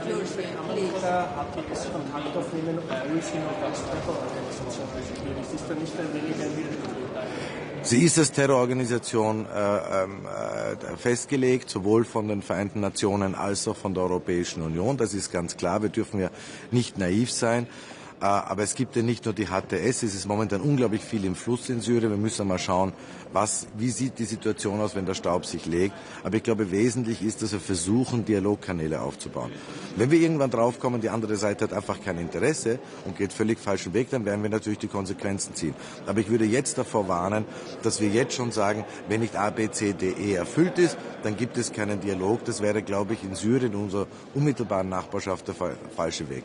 Kann es nach aktuellen Stand wieder eine österreichische Botschaft in Damaskus geben, nämlich nicht eine, die nur akkreditiert ist, sondern eine physisch vor Ort? Also eigentlich hatten wir schon die Vorarbeiten gemacht in den letzten Wochen. Das war genau das Ziel. Wir haben ja momentan die Situation, dass die Botschaft de facto nie geschlossen wurde, aber das Personal bis auf wenige Ausnahmen eigentlich in Beirut ist. Und das Ziel war schon in den letzten Wochen vor dieser Implosion des Regimes von Assad, dass wir die Botschaft wieder aufnehmen. Ich muss jetzt natürlich als Dienstgeber auch schauen auf die Sicherheit, wie ist die Versorgungslage auch vor Ort.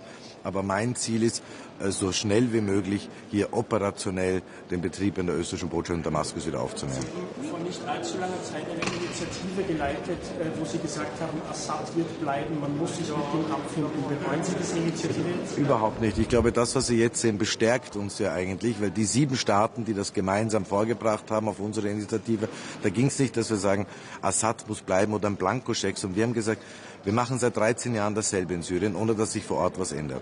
Was wir gefordert haben, und dass wir sozusagen einen pragmatischen, realistischen Blick auf Syrien nehmen. Und genau das tut diese Gruppe jetzt auch. Also die Gruppe ist weiterhin geeint. Wir fordern dasselbe und sehen uns eigentlich durch die Ereignisse gestärkt.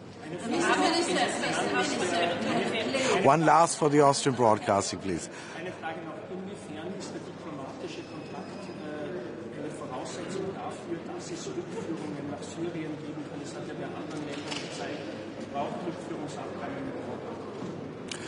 Also sie helfen natürlich, sie sind auch manchmal notwendig.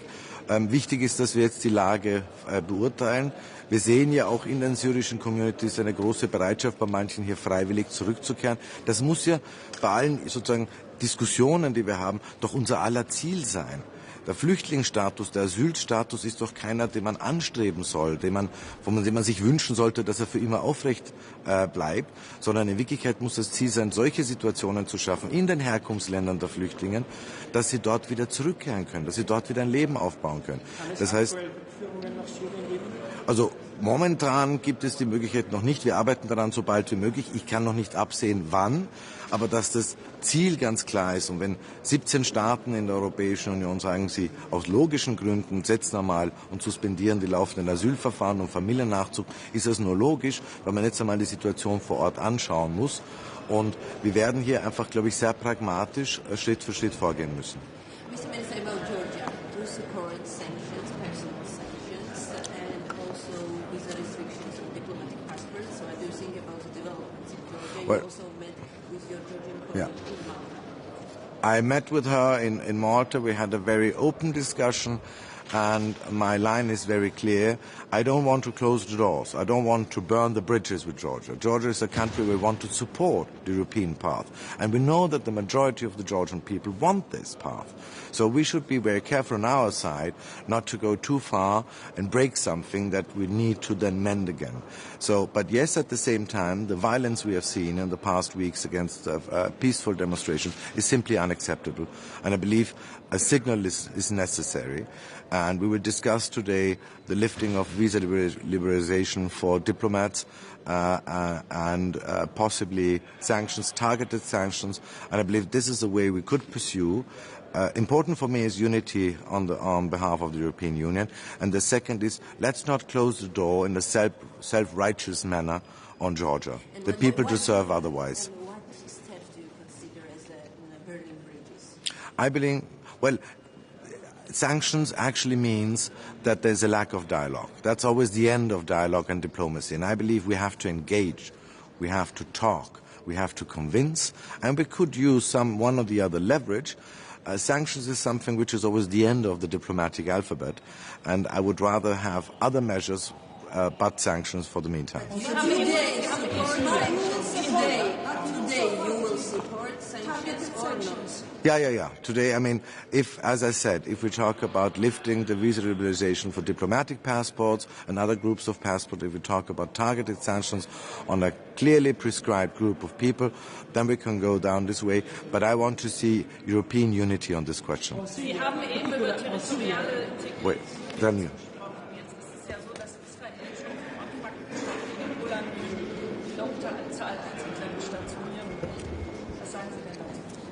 In einem Satz ist nicht hilfreich und entspricht nicht dem Völkerrecht.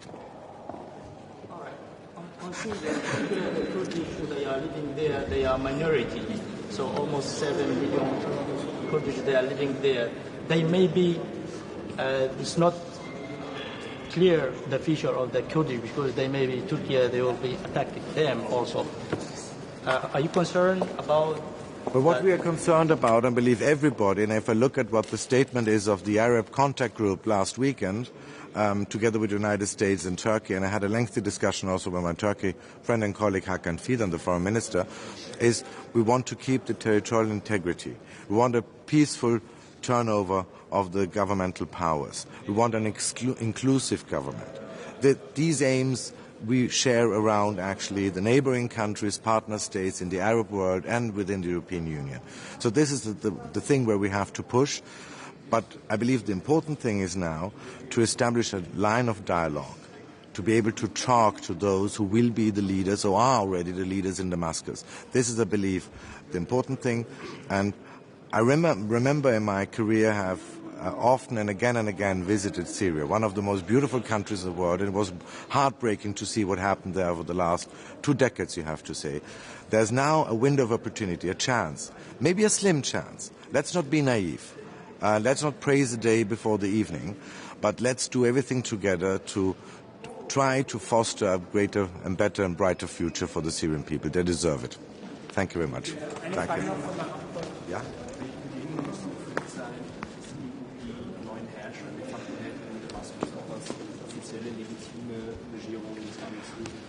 Ich würde eben grundsätzlich davor warnen, dass wir mit Vorbedingungen arbeiten, sondern dass wir sagen, das sind unsere Ziele, unsere klaren Werte und Wertvorstellungen, aber wir sind bereit, in Dialog zu treten. Also sozusagen nicht zuerst mit Benchmarks beginnen und dann vielleicht sich selber die Hände gebunden zu haben, ins Knie geschossen zu haben und gar keinen Dialog aufnehmen zu können. Natürlich ist das nicht sozusagen ein Angebot, das wertefrei ist. Wir haben unsere klaren Prinzipien, aber ich glaube, wir haben großes strategisches Interesse, hier eine Dialogschiene zu haben. Das ist in Wirklichkeit europäische Nachbarschaft. Jede Erschütterung in Syrien spüren wir früher oder später in Europa. Und ich rede nicht nur über Migration, ich rede auch über Sicherheitspolitik. Das heißt, wir haben hier ein immanentes Interesse. Wir haben zum Beispiel in unserem gemeinsamen Papier, das wir vorgelegt haben mit Zypern und Griechenland, unsere Vorstellungen auch aufgelistet. Aber das sind keine Vorbedingungen. Das ist mir sehr wichtig zu betonen.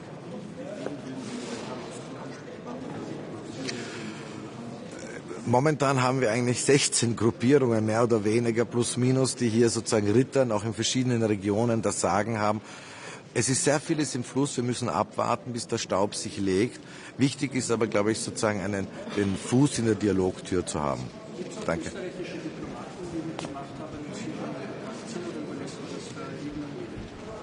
Nein, wir haben natürlich Kontakte auf technischer Ebene gehabt, weil wir auch eine offene Botschaft hatten vor Ort, selbstverständlich, aber nicht hochrangige Kontakte, das in letzter Zeit nicht.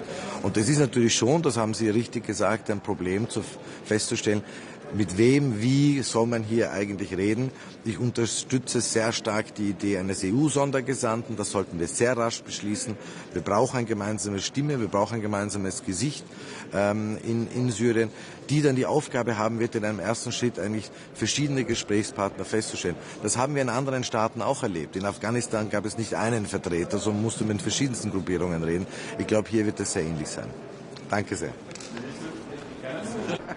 Just one question. I still have some work to do in the Council. Okay, yeah. Minister, concerning the sanctions on Syria, to set the conditions to new authorities to work and the transition to happen, they are asking for lifting the sanctions. What do you think about this step? Well, I think that we should talk about it, we should think about it, but it's not a free check.